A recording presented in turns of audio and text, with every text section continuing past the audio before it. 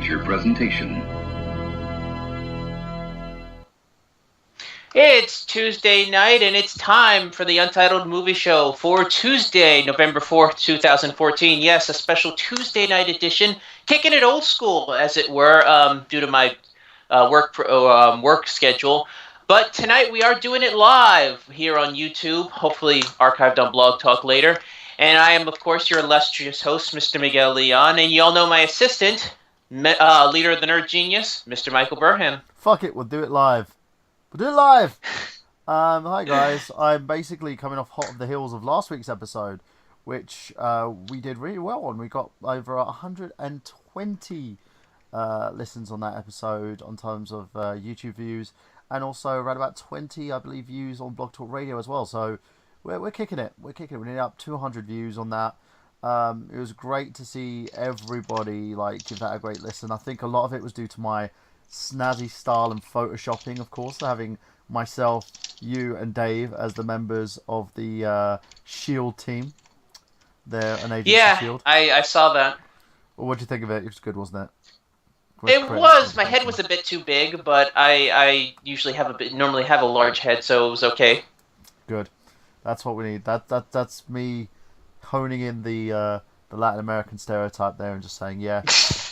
Every person who's Mexican has a large head. So I've heard, yeah. Yeah, it's a big thing, you know. And speaking of big things, we've got a very unoriginal idea today, haven't we? Yeah. Very unoriginal. I got gameplay. Come on. No. It's a very nebulous network that we have here with Retro Unlim. So I noticed a couple weeks back you did the retrospective on the Aliens video game franchise in honor of Aliens Isolation. So I figured, why not jump on the bandwagon and do an Aliens movie retrospective? We're going to be talking about the 5 films in that franchise, well, 4 and that somewhat film. I'll get to Prometheus when we get to it.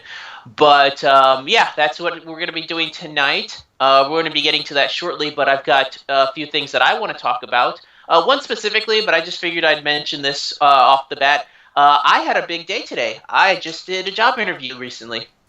Ooh, do tell. Yeah, it's a help desk job for a local software company.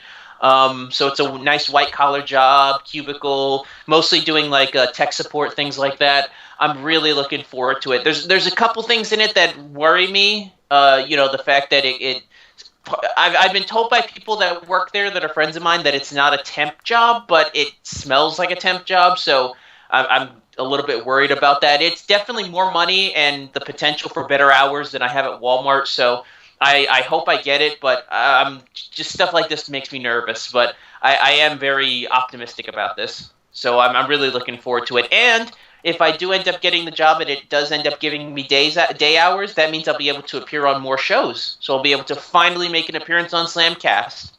Ooh. And of course I got gameplay. Yes, of course, which we celebrated our 101st episode quite recently. And our episode 100's done really, really well. We've basically combined on Blog Talk, YouTube, and I believe other mediums. We've hit over 400 listens, making our way to the big 1,000. At the moment, we've had a very big month in October as well, thanks to I Got Gameplay's Big 100. So I'm actually very, very happy in terms of how most of the shows and networks are going. Still, the network's a bit in its very, young in terms of the next stage because of the fact that we had to go from Blog Talk straight onto doing the shows on live stream. Just because Blog Talk's medium kind of sucks. It's great for basically posting the shows. It's not great for doing a live show. Yeah. We've been having a bunch of issues, and it's kind of thrown off our numbers. I was kind of worried about it at one point, seeing how low the recent show numbers was. I honestly thought about maybe cutting the show short once we get to our 1-year anniversary in January. But with the way that the YouTube live stream is blown up, I'm looking forward to doing more episodes. It's going to be doing, keeping up all these themes and whatnot, but I think we're going to make it. It comes with the trade. I mean, yeah, and then also we can basically do a news show every now and then when you get when you kind of get burnt out of doing all the theme shows. Most people can't do what I do in terms of the theme shows, of course. Doing them nearly every time. but there's a way. There's a way of doing it. Yeah, it's tough goings, but yeah, we'll probably end up doing a news episode next week anyway, because I think it's that time of the month, as it normally is with I can't even say with most of our fans. I would love to think that there are women that actually listen to this show, but you know, Yeah, I agree. I think we've got some awesome people, and I've got some big news coming up as well this upcoming week. So let's go on and talk some news while we well, yeah, go not on. so much news. Like I said, we've got our news episode next week, but I do want to talk about one thing that really bugged me this week, and I posted the trailer on Facebook. I showed you the trailer. You were about as dumbfounded as I was. I still think it's The one of the grump, seven signs of the apocalypse. yeah, I'm talking about the trailer for the upcoming Grumpy Cat Christmas special. It's a DVD. I can't think that this is getting a theatrical release. There's no way. This has to be either It's direct to DVD or even direct to TV. it's Lifetime, so I believe it'll be direct to TV. There is Oh, no way. Is it Lifetime doing this? Yeah, yeah. It's one of those. That explains it then. Yeah, it's one of those things where you sit there and think, would someone really go that length to get something like this um, on film? Because I looked at it. Even Dace posted a link of it and went, "What the hell?" I was like, "Yeah, there's like seven signs of apocalypse, mate. Don't worry about it too much. It just means we're all gonna burn." That's why I think as soon as you do a Grumpy Cat special with some weird ass woman doing the voice, it's like, can't they? Yeah, That Grumpy Cat should have a rather British voice. Seriously, who should be talking like yeah. this? Oh, Well, preposterous. you know who originally was supposed to be the voice for Grumpy Cat in that movie? Who? Jane Lynch. That would have made more sense. She was originally signed on to it, and then she ended up winning her Emmy in August and was like, I'm an Emmy winner now. I don't have to do a Grumpy Cat movie anymore, and backed out like at the last minute. Good for Ah, her though. I give her credit for doing that because once you get that Emmy, you're like, I'm better than a meme movie. yeah, but it's one of those things where you shouldn't have agreed to do it in the first place. I'm kind of one of those guys where if someone said to me, "Hey, just basically do this movie for me," and I do the movie, I'm getting paid to do the movie, I wouldn't basically turn my back on it if I just win an award like, "Oh God, I'm an Oscar winner now. Fuck you and your project." No, you agreed to do it in the first place. It's come on, just be tasteful. Like, I, show some fucking respect, people. I know it's a Grumpy Cat movie. Don't get me wrong. I wouldn't do it myself, because the whole concept of the movie smells garbage. Well, garbage cash in, but come on. I hope this isn't a trend where they keep doing like movies based on memes and stuff because that seems to be the new thing is that's the new prospect for TV and direct to video is let's take an internet meme or an internet celebrity and give them a movie. I mean, look how successful those three Fred movies were and the TV show. Yeah, You got but he that, you've wasn't. got the That annoying wasn't really Orange that TV series. successful. It was successful on Nickelodeon. They put the first one on in the cinema, hoping that it would like make bank. It didn't. Um, it was one of those things where you could see why they thought it had potential, but it didn't. Well, as far as the theatrical run, no, but the TV series lasted, I think, 2 seasons, and they were able to crank out 3 movies. So, for a guy that started off doing videos online, I can't think that it's not a success. Yeah, and also the fact now he's working on that. He's doing a show about alien, isn't he? An alien. He's an alien who farts and stuff and talks out of his ass. I It's have no idea, and I it's really, the lowest form of it's, humor. It's one of those things where the guy is basically, class him on. I don't even know his real name, and I don't really want to. I would class him on the same levels as Smosh. He's making a lot of money, but I just wouldn't. You know, in my opinion, I just think it's the way he got famous on YouTube for doing Fred, and then decides to cash in on it by doing all these crappy like Fred movie things. They even had Pixie Lott in the first one, I believe, and John Cena was in all three of them. Yeah, he played. Well, that doesn't surprise me. I mean, WWE. This is more of a Slamcast thing, but WWE is willing to whore themselves out to children in any way, shape, or form. Yeah, it's it's one of those things where Cena plays his imaginary father apparently. But Yeah. I don't know. I just don't see it as a success if you do a movie and it bombs. You do these TV shows and the ratings are great because it's Nickelodeon anyway, and kids watch any kind of shit. Um, I don't consider Fred a success at all. I hope this isn't some type of like hipster trend where they're like, oh, the internet's popular, and with the hipster crowd, let's capitalize on that. Dude, Because I Disney bought out Maker Studios. That's gonna happen. Yeah. In fact, I think they just did something right now. A bunch of maker guys did a parody video, some parody videos online of Big Hero 6. I think it was one of the members of Game Grumps, Markiplier, who's I'm a big fan of, and a bunch of like kids from like another channel came together and did something. So yeah, I guess that is something. Is an Angry Joe member of the Maker Network? No, he was. Now he does it on his own. Oh, Um, okay. yeah, it's one of those, as I said. No, but I think he still is technically because he's on Make Our Own now. What was it called? Blip. Ah, okay. So if they wanted to, they could literally just call John Gamester up and say, "Hey, we need you to do a commercial for us." Oh, John Gamester's a part of the Maker Network? He's on Blip, so yeah, he is. Anybody Huh. who's on a Blip TV show is Maker. That explains the giant flash storm they had of canceling people a while back. I guess they were just isolating to just Maker Studio people. Yeah, well, not just that, they were isolating it to basically shows.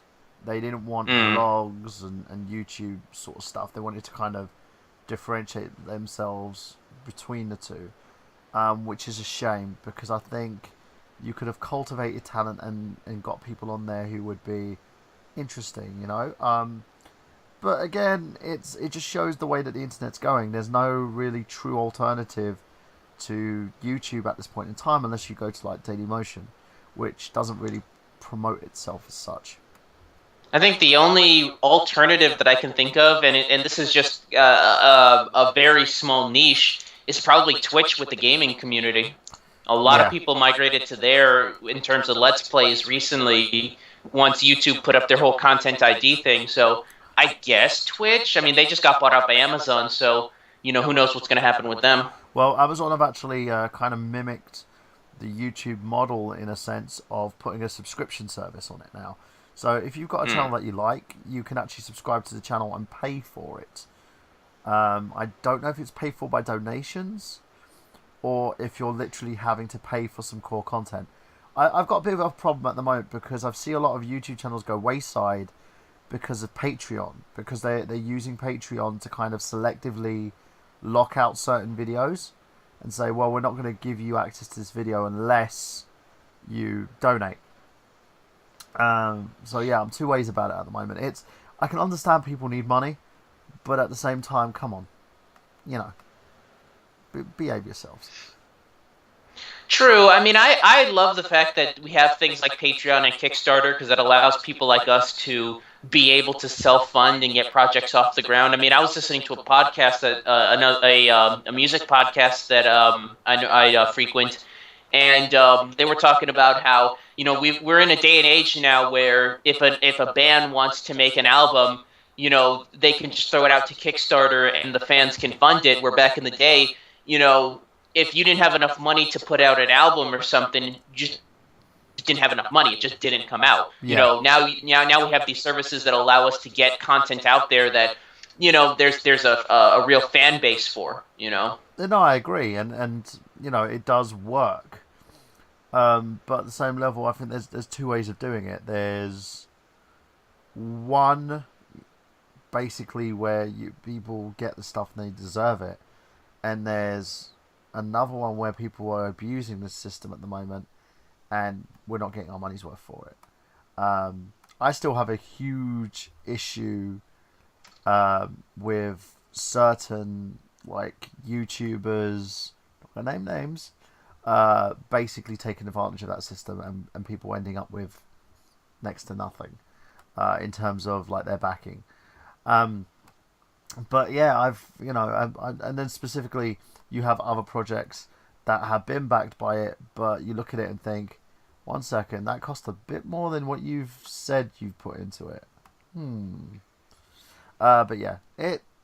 I'm not, as I said, I'm not too fussed.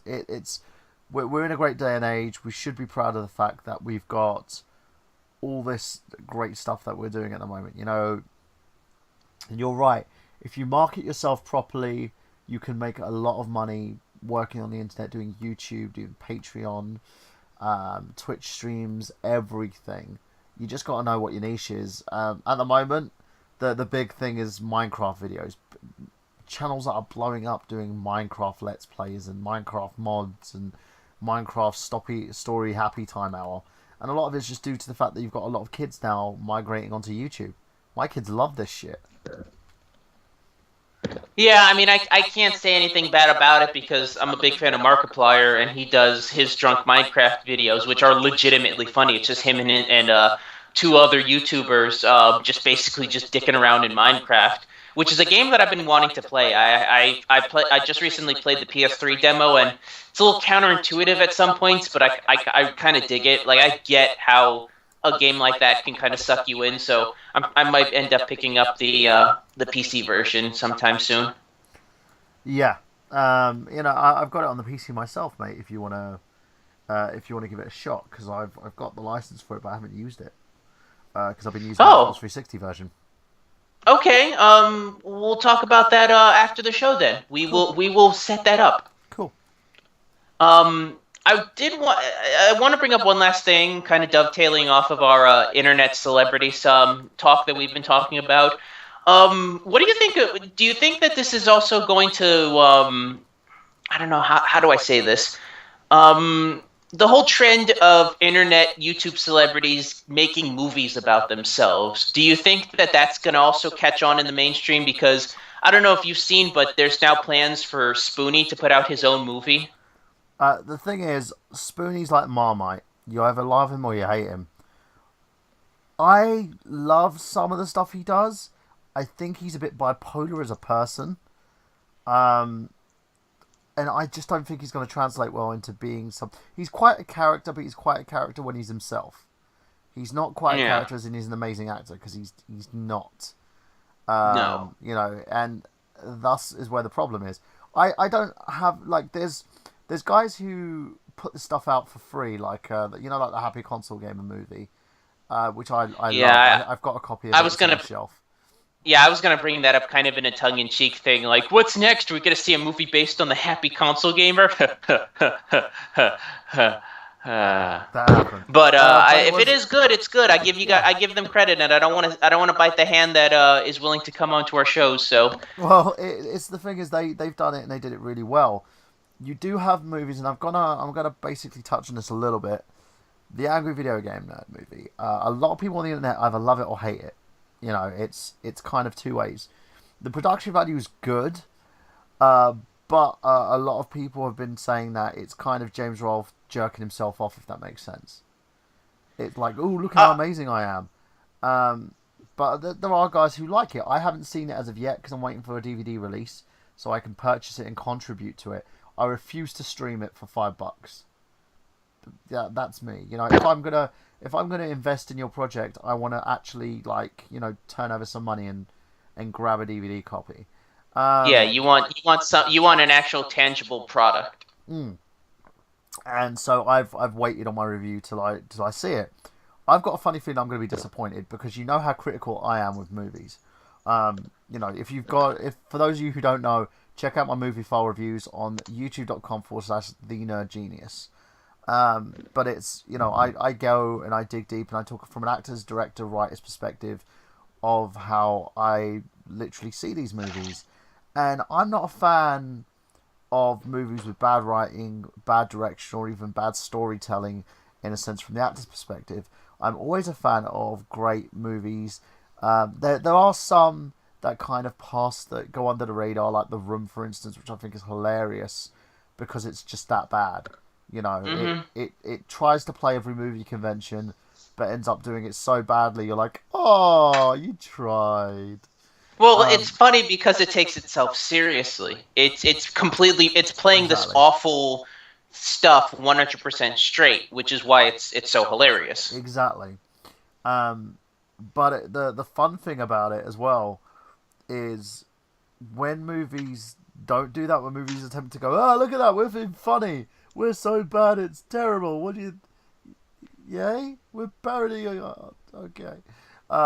It goes the other way around. Now, with James's movie, I'm not going to shit on it because, as I said, I haven't seen it. But it has been like a lot of people are like, well, you got given this amount of money to do this movie, and you've taken so long to do this movie, but it's mostly you jerking yourself off talking about how amazing you are. When people tend to do that and do these types of movies, that's usually the end result. We don't get a movie of high standard, high quality, or anything that can even be the quality of a B movie. We usually get movies about this is my life story, this is who I am. I'm gonna throw in some of this fucking comedy shit that I do because I've got my YouTube channel and this is what I'm famous for. And it really just people just sit there and go, well, what was the point of doing that in the first place?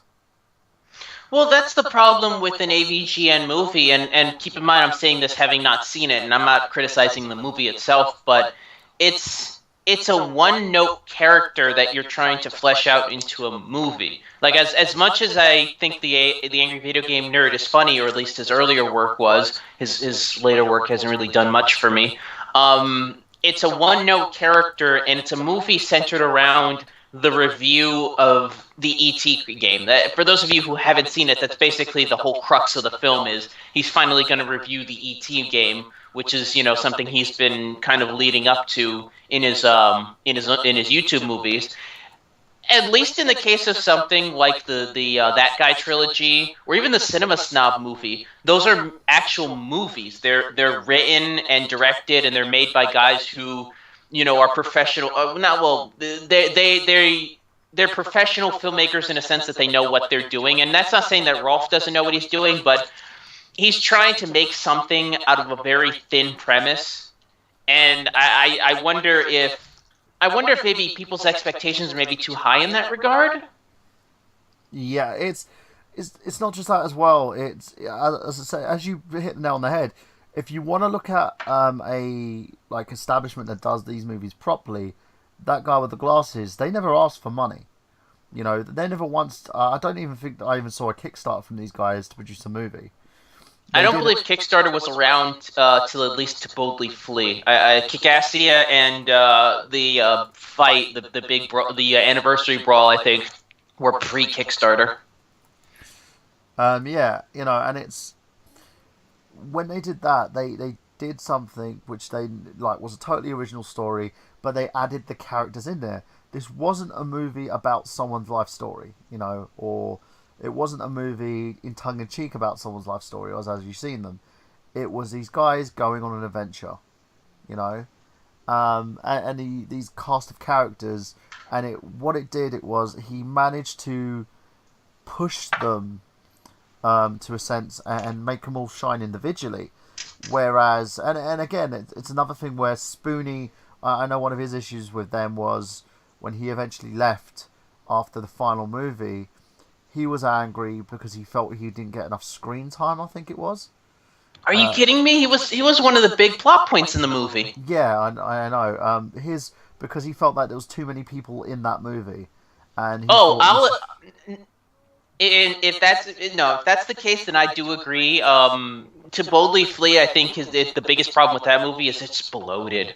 There's way too many plot elements. There's way too many characters trying to get their face in. Like, I'll give Doug credit. He's usually good at doing that, at giving every member of that guy some room to shine. But this one went a little bit too far. I mean, Yeah, there's so many people in this movie that really did not need to be in there. Plot elements. I mean, you could probably cut out half the people in there, and it probably wouldn't affect it from a story standpoint. But that's just me. But my point is that point aside, I do hope this doesn't turn into a trend where you start seeing every YouTuber out there thinking, I can make a movie now.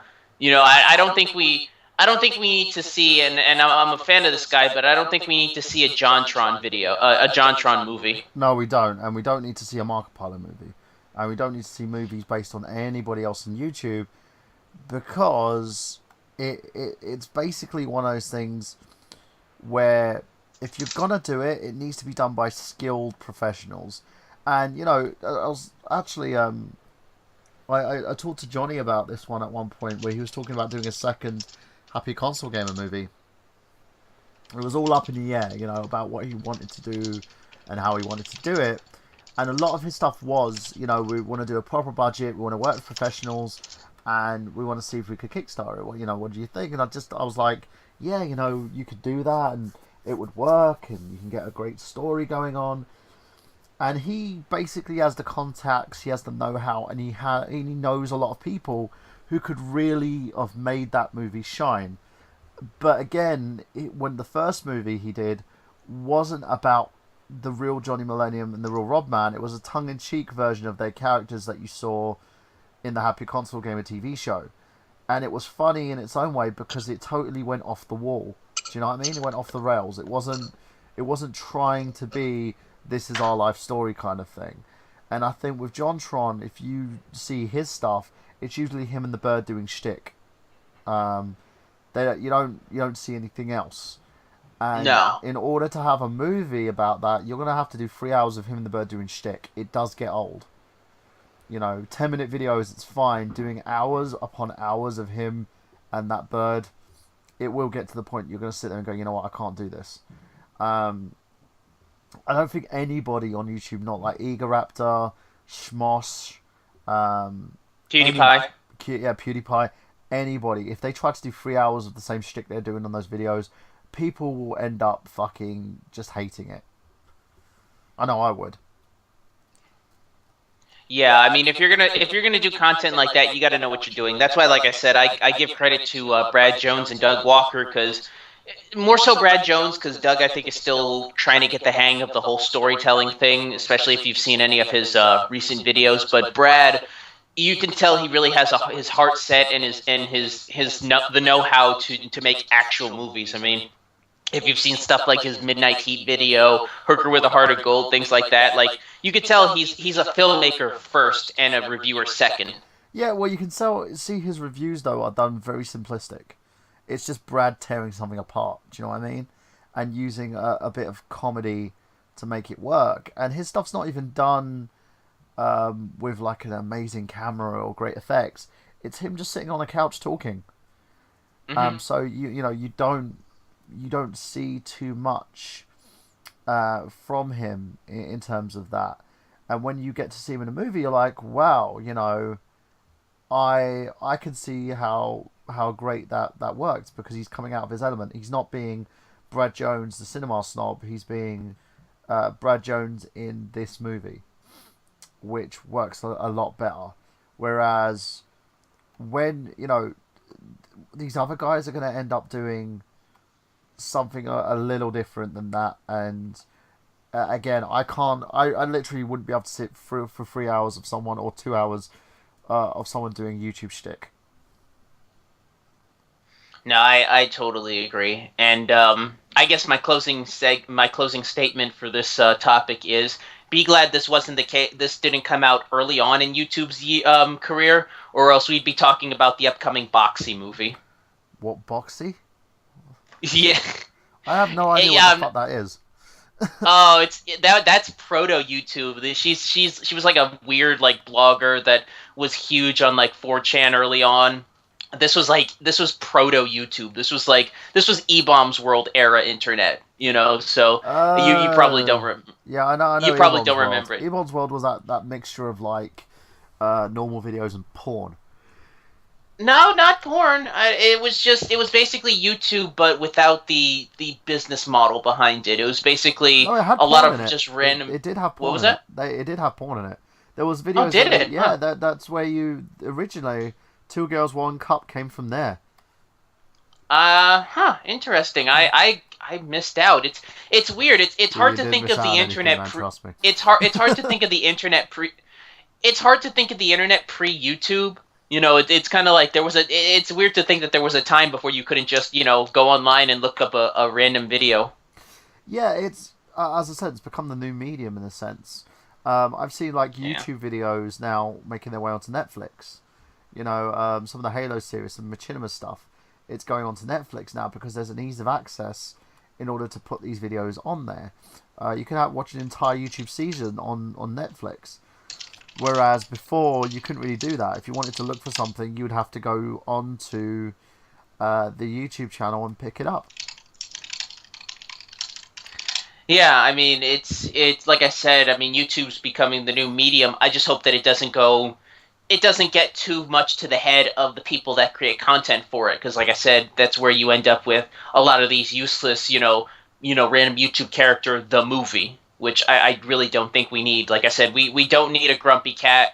We don't need, a meme based on what are some of the other stupid memes out there that don't need movies? Uh well, I'm blanking out, but my point is the Grumpy Cat movie. We're probably going to end up having to talk about it when Christmas comes around because I do plan on doing a Christmas episode, but I won't be talking about it much because I am not seeing this movie. I'm not either. As far as I'm concerned, I saw the trailer, and that was enough of me to see that movie. I could barely sit through the fucking trailer. Um, there's one movie I am looking forward to though, just to get out of that. The Minions movie. What a great idea! They're switching from Despicable Me and they're moving to like doing the Minions now, and them looking for their mentor in a sense. Like from the dawn of time, these little creatures are looking for someone to boss them about. It's a great idea, great concept, and it seems like a hell of a lot of fun. If I was going to watch anything, I would probably watch that.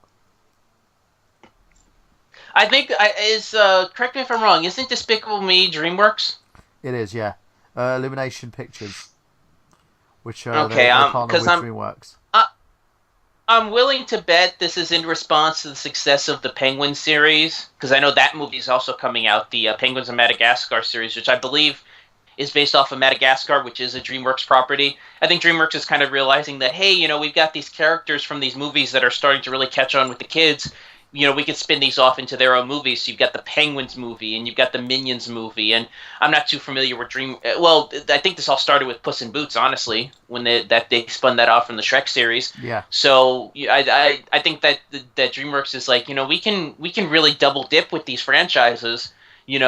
I'm not too familiar with any of the later DreamWorks franchises, so I don't know if they're going to keep going with this. But I saw the Penguins trailer when I was back in Tampa last week with my folks, and that movie looks like it's going to be a huge success. I have not seen the trailer for the Minions movie, but I'm willing to bet that's going to be a huge success as well. Yeah, it will be, because of the fact that kids love these characters. My son wanted to be a minion for Yeah. Halloween. I couldn't get a costume in time, so that was my own fault. Basically, though, going on from that, that's kind of the movie that I want to see. Let's talk about some other different aliens and creatures now, and let's hit that big alien franchise because I'm raring to talk about this. My freaking wood is hard. I'm on the half mast at the moment, wanting to talk about these movies because these movies were part of my childhood. Believe it or not, I was a weird kid. Oh yeah, I mean the movies are. It's amazing how long this franchise has been going on when you consider when the first movie came out and when the most recent film came out, which we'll get to in a bit. Um, but given that and given all the different movies that have come out with it, let me start off with this question: as a whole, what's your thoughts on the entire franchise as a whole? Hit and miss. I believe when it started, it got good. But when it finished on a very sad note in a sense. If they just left it with Alien 3, I could have sat there and went, okay, that was okay. But then you kind of brought it back for the fourth one, and it was like it kind of soured me on the entire thing. And Prometheus for me wasn't what it was cracked up to be either. You know, um, We'll get to that because I can but rail yeah, on Prometheus, very much. So we'll yeah, get to that. But keep it's going. basically very hit and miss. the thing about when I see a movie, I have to see something that makes me immerse. I look at it and go, "Wow, that's amazing." Watching X, Y, and Z. Um, but if anything drags me out of the movie, then I end up just ignoring it, and a lot can be attested to the fact that you can't rush these things. And I think the first one was kind of like, we want to scare people. The second one was, yeah, we want to scare people, but add a little bit extra in there. Then by the third and fourth movies, it was like Hollywood wants to make it a big action blockbuster thing, and it didn't work. I think the big problem with the Aliens franchise later on is the studio, I think, took too much control of it. You And I can think tell, you could yeah, really tell you can tell with the later films when the studio really decided, hey, we can do this franchise better, having our hands on it than the previous movies. Which when we get to Alien 3, I'll definitely talk about that because you want to talk about a movie with a tumultuous background. yeah, That one takes the cake in my opinion. But let's start off with the first one. 1979's Alien. I yes, believe 79 is the date. Directed by Ridley Scott, and it's starring Sigourney Weaver, obviously, and a whole cast and crew. This movie, I I love this movie. Let's just say that. Let me just start off by saying that. But there's so many great things about this movie. One of the things I like about it is it was one of the first movies that I could think of to do an alien creature feature without being tongue in cheek. It didn't have that 1950s, creature from, the radioactive depth thing or anything like that. It was the first alien or extraterrestrial movie that I can remember that played the topic relatively straight and serious. I mean, it was yeah. the first true alien horror film that I can think of. Do you remember the line on it, which was, "In space, no one can hear you scream"? Um, Oh it, yeah, that was the tag. yeah, and it was one of those where it pushed the basically the boundaries of what a science fiction movie was, and turned it Yeah. into something in the similar vein of the horror franchise. Because at the time, horror movies were kind of the big thing. We were looking at you had the like horror movies like I believe Hellraiser was making its due at some point. You had No, Hellraiser was late '80s actually. At that point, you're talking about stuff like The Exorcist, yes, Carpenter's Halloween, yeah. Texas Chainsaw, things like that. So they could be done, and also as you so aptly pointed out previously, they were a big budget thing. Well, they were small budget, but they would get a big turnover. So these studios could literally make other movies off the back of these.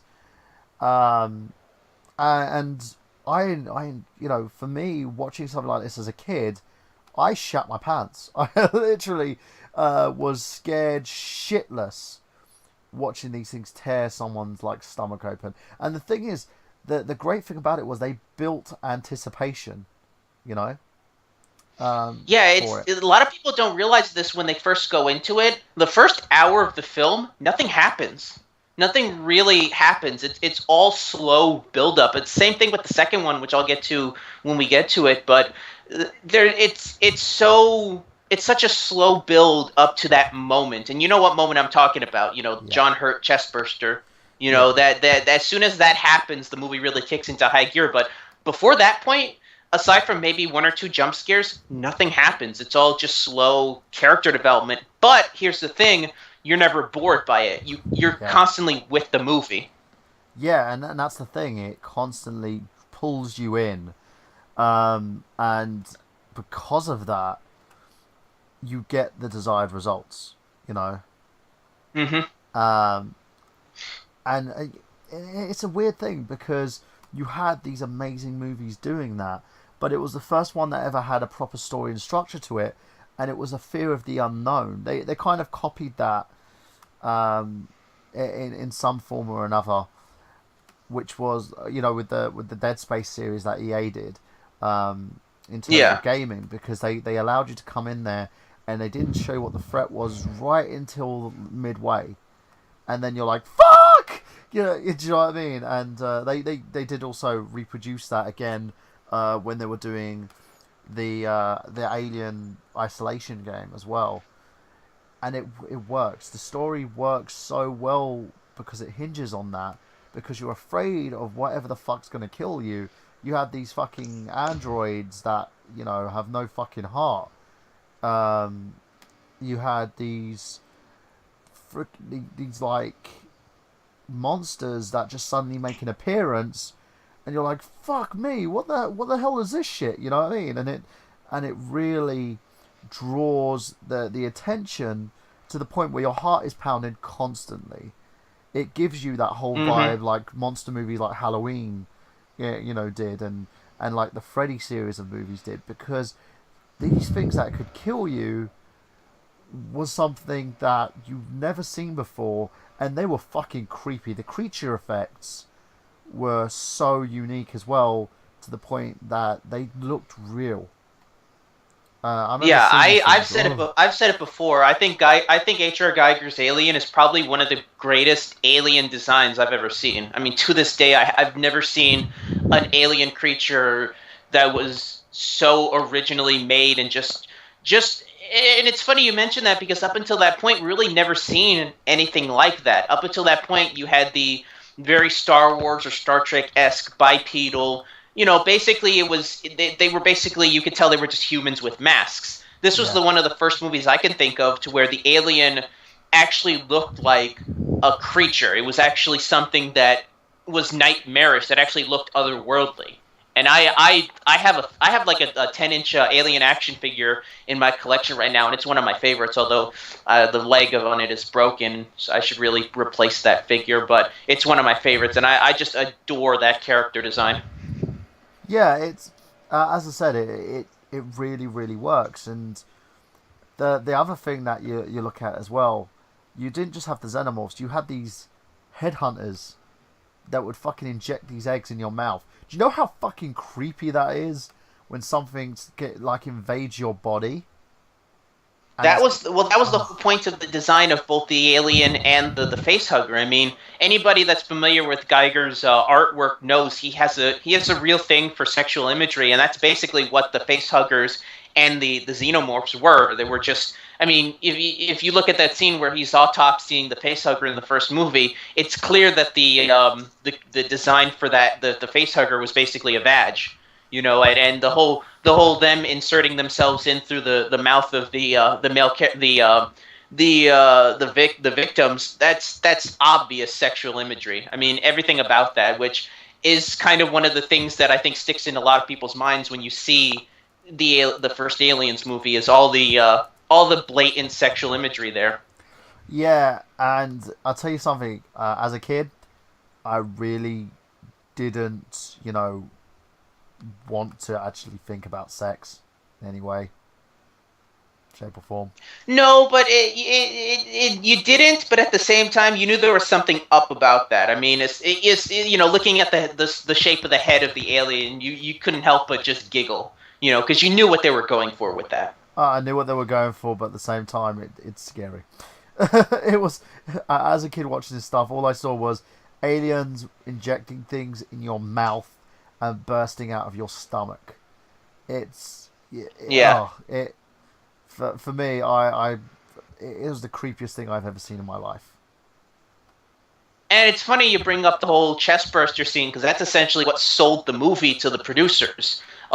Walter Hill and David Giler said in the on the commentaries for one of the Aliens DVDs that when they read the script, it was like, yeah, this script's really good, it's okay, but there's this one scene that we've never seen done in a movie. If you could pull this scene off, we'll produce your movie. So the whole movie was basically centered around how good they could make that chest burster scene.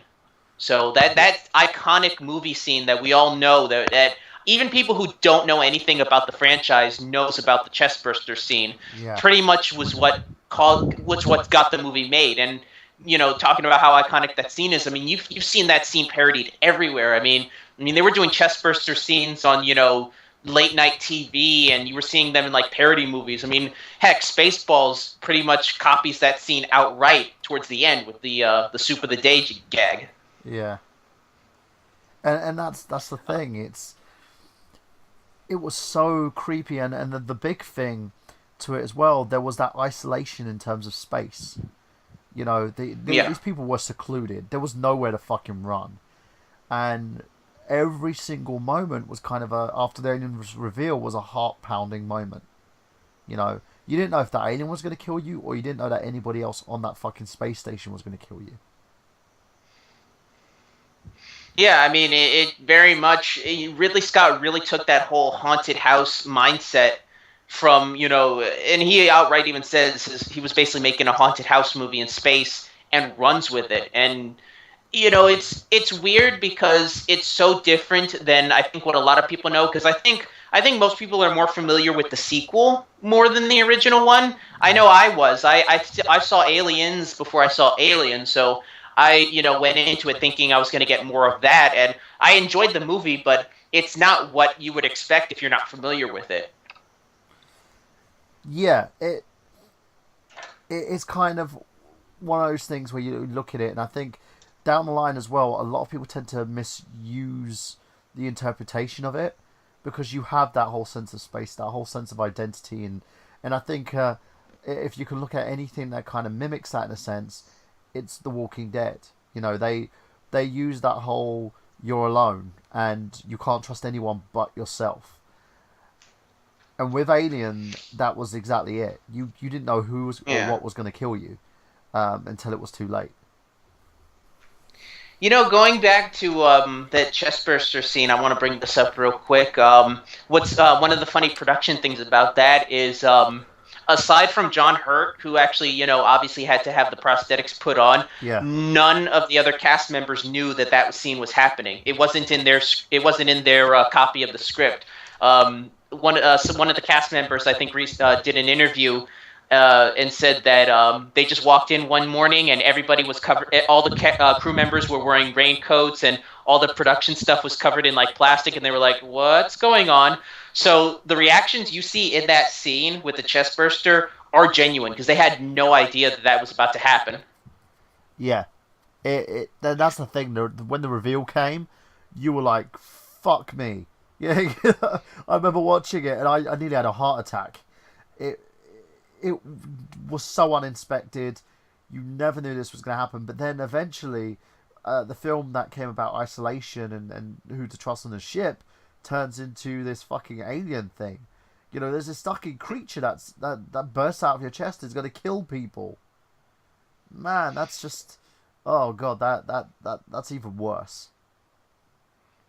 I also want to bring up, this is one of the first movies that I can think of that had a strong female lead in Sigourney Weaver. I even Yeah, think she was nominated for an Oscar at one point for female for a lead actress, which you didn't see much at that time. that was part of her She sex really appeal as was. well. She was basically a very charming, unique person who could kick fucking ass. You know? Yeah, I mean, she really was a huge pioneer for female leads in there, especially in action roles, and more so when we get to the sequel. But I mean, she really kicked a lot of butt and really opened the door. I really think that that really should not be understated. Yeah, no, of course, and it showed that a woman can actually hold the lead in an action role as well, because that hadn't been done until like the 90s, where it was literally done to death. But it hadn't been done since, and hasn't been executed as well yet, unless you're looking at the Resident Evil franchise of movies, where truthfully Miriosevic is good in her role, but I don't think she could equal. She could hold like the kind of the fucking pantyhose of Sigourney Weaver in a sense. Well, I think here's the Weaver, difference yeah, between the here's the difference in my opinion between the two is you can tell in certain parts when they're just putting her in there for exploitation purposes, especially with a lot of the costumes they put her in a lot of the later films. I mean, that's kind of one of the problems I have with Paul Anderson is when he puts his wife in movies, it's usually just an excuse to get her to wear the least amount of clothing or the sexiest outfit possible. Whereas in the case of Alien, yeah, there's that scene where Sigourney Weaver's in her underwear changing into the spacesuit towards the end, but it's not played for exploitation's sake. It's played 100% straight, and it's she's able to keep a sense of dignity in that role that I don't think you can really balance well with a lot of these actresses in a lot of these lead roles. You know, Yeah, and that's the thing. It's you look at that and you look at the way that her character was utilized. Ripley told a story. Ripley went from being this kind of scared individual who was basically isolated from the rest of like her crew and the rest of the world to building up to be this leader. She became the person who said, right, if I'm going to survive, I have to basically lead these guys and get the fuck out of there. And that's what she did. And the level of progression from the first movie to the third movie, you can see who Ripley was, and you can see exactly with the character portrayal how well she was portrayed in these movies. definitely, definitely. I mean, it's such a two-dimensional character, and we don't get that many. We don't get that many two-dimensional female leads in movies nowadays, and I think that's something that we really need to get back to. Yeah. It's really, especially with this whole feminist kick that we seem to be going on. I think we could definitely use more of that. I think a character like Ripley really does stand the test of time in terms of science fiction. Yeah. And that's the big thing here. It's if you basically look at it in a sense, they've got a very well written character who was built up to the point where she's basically had her own process of evolution in these movies. Especially when you get to the third one and you kind of see just where her character ends up. And towards the end of that movie, you could definitely see the events have taken their toll. But we'll get to that when we get to the third movie. I do want to bring up one last thing before we move on. Is this is one of the first movies that I could think of post Star Wars that really showed like the future, but not in a weird kind of shiny, chromed out 50s era type of future. The future that they showed in there was lived in, I guess you could say. It was a very mechanical future, and I really realized that when I saw Alien Isolation, and they kind of mimicked that whole style. And you have a lot of the analog screens and those weird weird save phones that have the key cards for it. Like it wasn't an out of reach future. It was kind of like, okay, this is the future, but it still has a feeling that it could have evolved from then current 1970s technology. Agreed. It's a whole process of the way that we perceive the future. It's the same way that they kind of did it in the Back to the Future series. They had a perception of what they felt the future would be, and in the end, it kind of we had their own kind of vision, but it was kind of haunting and daunting at the same way because of the fact that the future kind of isolated everyone from humanity. You know. Yeah, it wasn't cartoony like I think it was in Back to the Future, and it wasn't Definitely. the overly chromed out future that we kind of have now, the post Apple future that we kind of see in movies nowadays. It was a very down to earth, realistic future that I very much respect. I mean, the movie kind of feels timeless because of that. Like, aside from maybe the haircuts in there, you could tell this movie doesn't seem too far out of date, is what I'm trying to say. Yeah. It really, especially with the special effects in it. No, I agree, and it still holds a test of time because of the fact that if you look at the ship and look at the way that they're presented, and the the kind of space tagline, you see that the movie itself is all about isolation. It's all about like being isolated somewhere where the life is kind of it's not as alive with human kind of contact. You're locked away in somewhere where you can't escape from. In space, there's nowhere else to go. You're either, the whole idea of this is Ripley has to get to a ship and fly off somewhere else. You know, she doesn't know where else to go once this thing swings in full motion. And having something that is kind of relatively unknown locked away in there with you, that's scary shit, man. Yeah, it's definitely a mood movie, which, like I said, when we get to the sequel, it's kind of it's the extreme that you can take with that character on one side, as opposed to where they would end up taking the character in the sequel. But we'll get onto that actually right now, because I'm actually reading up on the wiki just to kind of refresh myself, because we're going to go to 1986 now, which I think it's 7 years after the first one. To 1986 is Aliens, Yeah. directed by James Cameron, which is funny because a lot of people did not want Cameron to direct this movie. Mostly people within Cameron's inner circle said, you just got off the Terminator and you're going to have your follow-up movie be a sequel to somebody else's movie. That's a bad idea. You don't do that. And I adore this movie. As much as I love Alien, I would say Aliens is my favorite movie in the franchise. It's I everyone's really favorite. do like this. It is everyone's Yeah, favorite. it's very Yeah. it's the real mainstream hit of the franchise, and like I said, it's very much the extreme of the opposite end for the series, because whereas the first one was this very slow building haunted house movie in space, Aliens is a pretty much a balls out action movie. I Yeah. mean, it's a bug hunt, basically, to quote Gene Siskel, who reviewed this. It's funny, I was reading the reviews on Rotten Tomatoes for it, and every review is like 100% 5 stars. Siskel's the only one that brings it down to a 98% rating, because he hated the movie, apparently. Well, it's He one of basically those. said it was... If you it builds on the story of, okay, you know what this thing is now. You know that it's how it kind of attacks people. And the only person that knows about this is Ripley.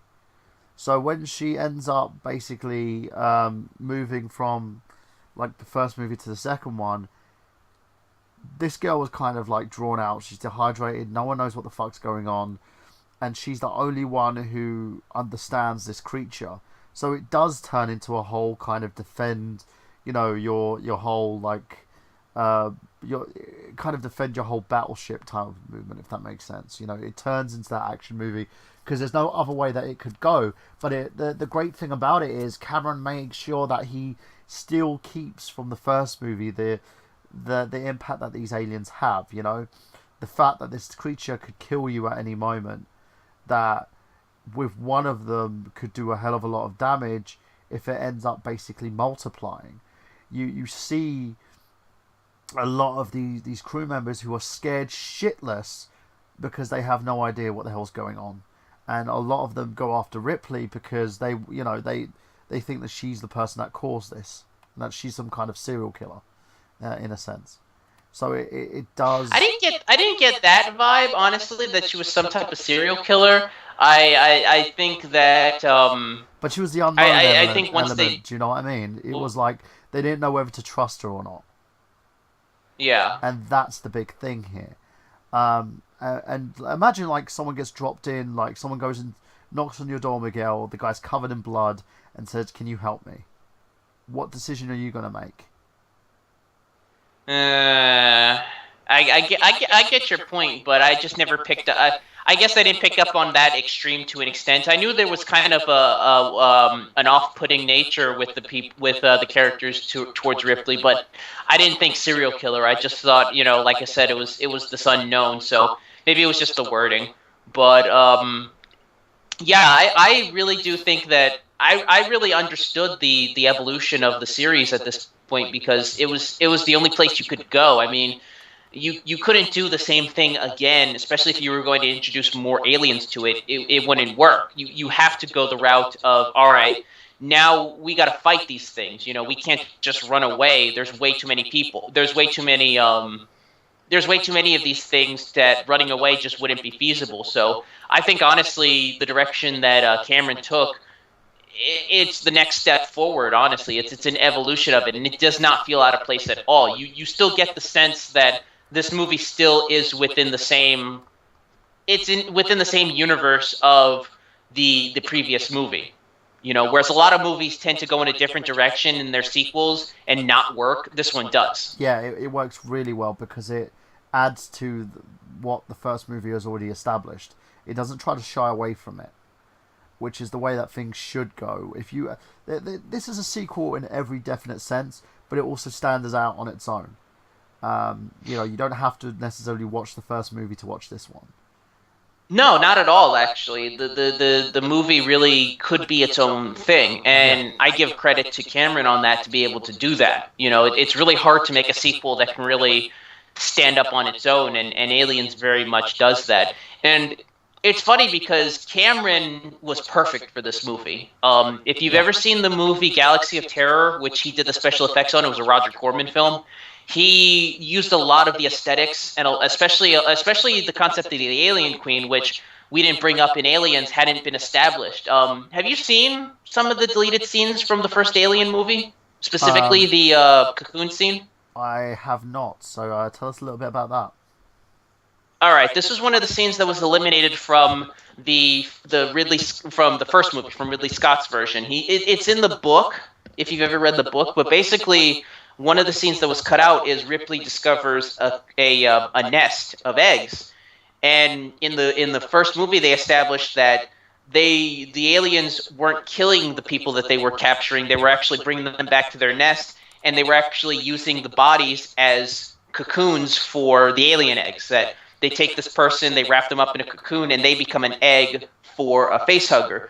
They didn't use that in the original movie, so this gave Cameron the leeway to be able to establish the Alien Queen because, like I said, in Galaxy of Terror, which is one of his previous special effects movies, he had come up with the concept of an Alien Queen in there. So was like, I could probably bring this in and use this for this movie, which I kind of dig. I like the concept of the Alien Queen.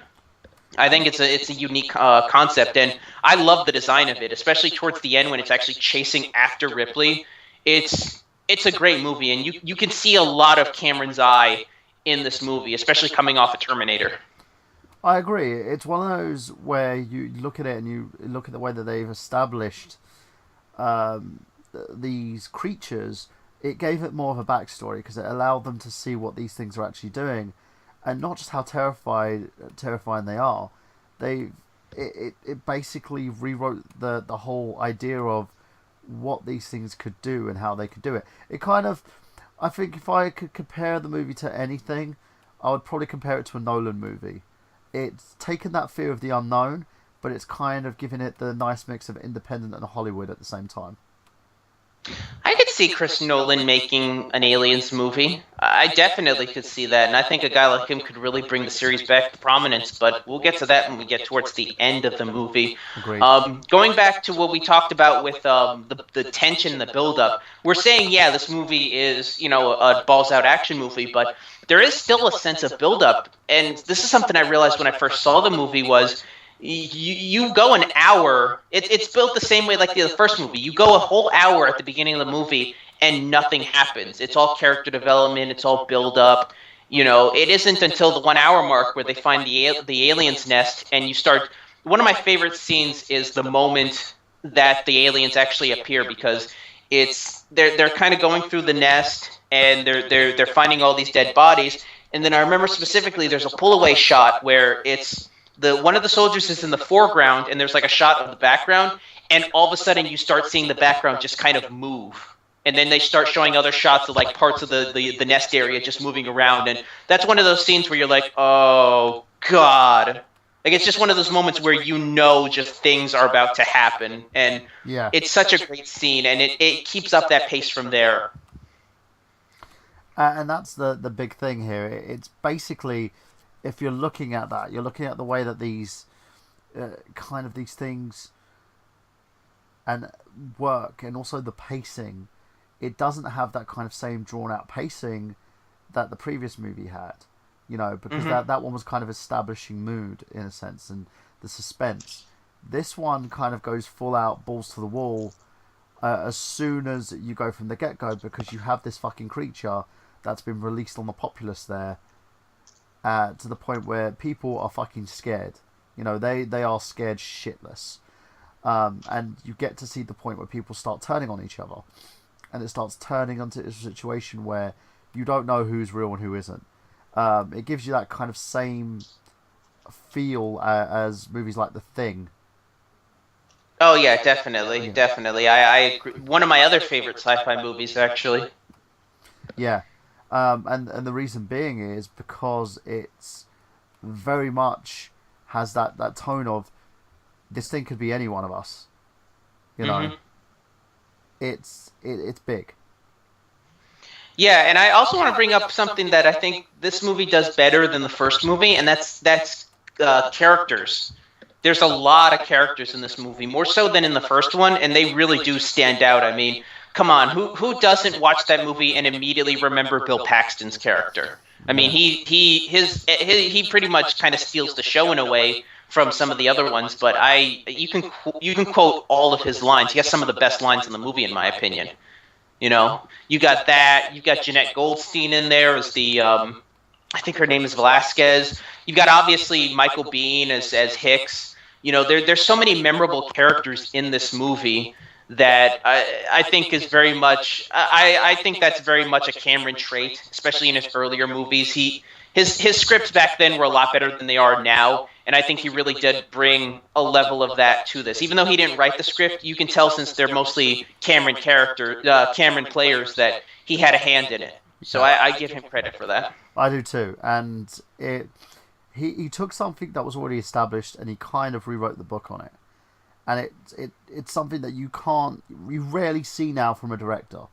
You know, you rarely see now from a director, you rarely see now from a writer, and you really rarely see now from a film that churns out from Hollywood, because most of them are like, we need big budget special effects and we need to do franchises. Whereas with this, it was kind of, let's see how this movie works. It works in canon, but it stands on its own as well at the same time. You don't see one or the other.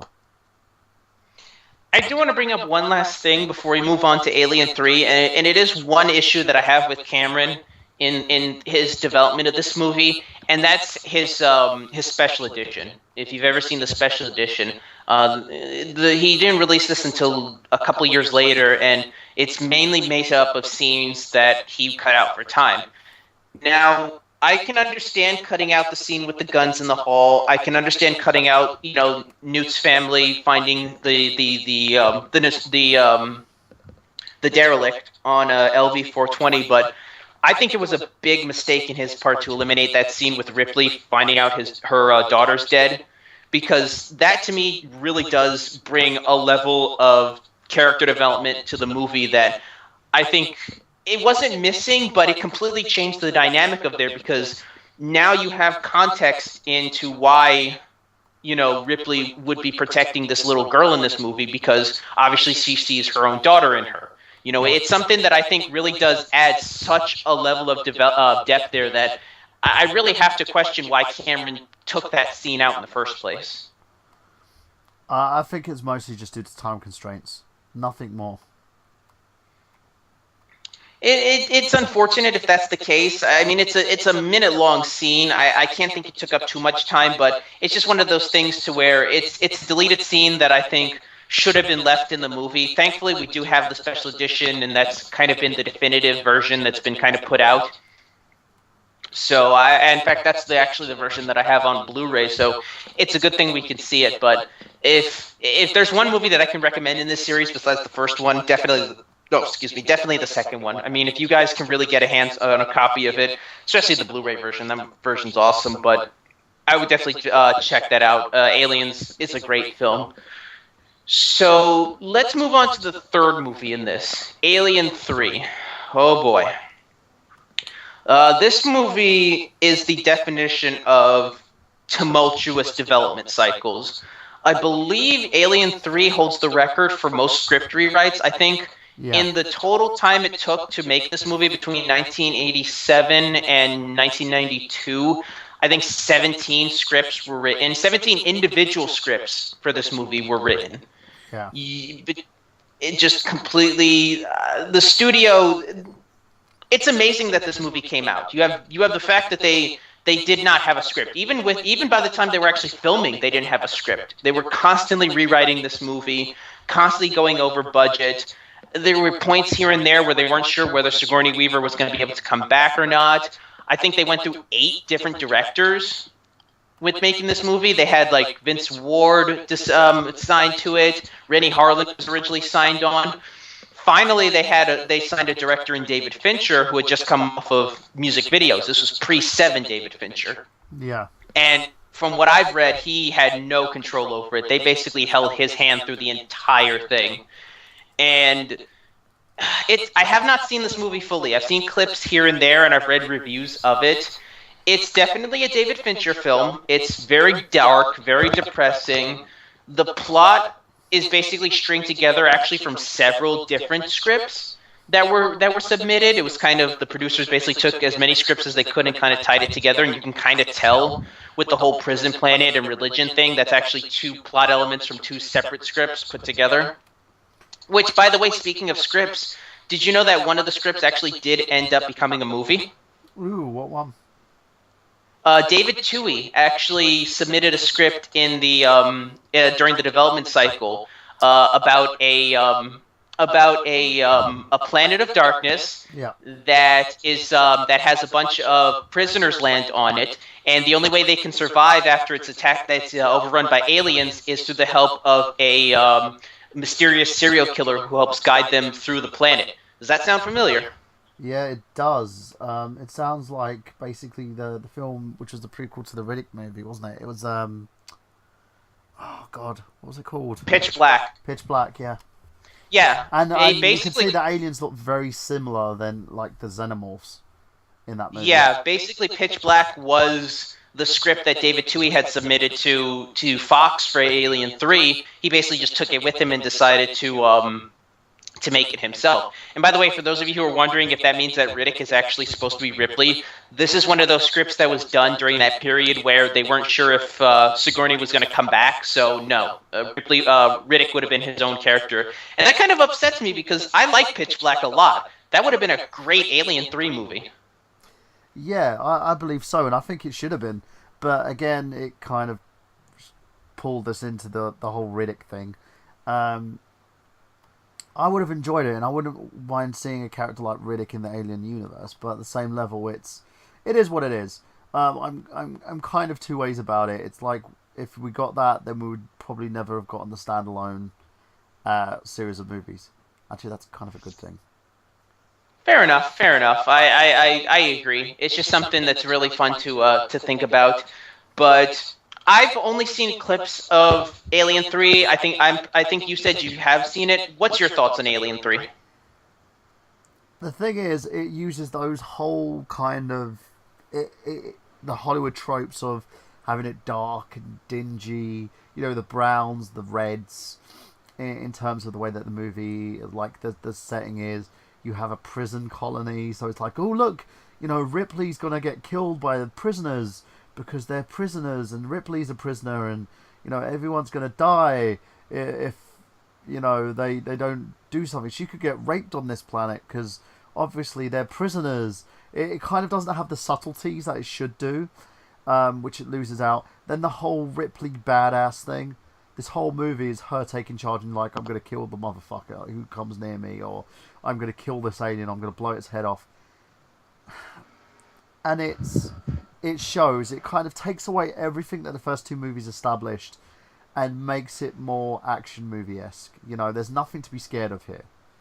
There's nothing to be scared of whatsoever. It's just more of Ripley can defend herself. Ripley's come full circle in terms of her character development. But at the same level, they've sacrificed character development of everything else in this movie, including the alien, because it doesn't seem as scary as it used to. No, especially the choice to make it a dog, like dog-like.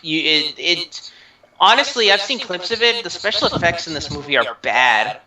They kind of, for this one, they didn't go with practical for the most part. A lot of the effects are green screen. It's not CGI. It's a puppet, but they would blue screen it over the actual footage, so you got this weird thing where the alien just kind of, it looks like it's standing outside of the frame, and it just looks bizarre. It does not work at all.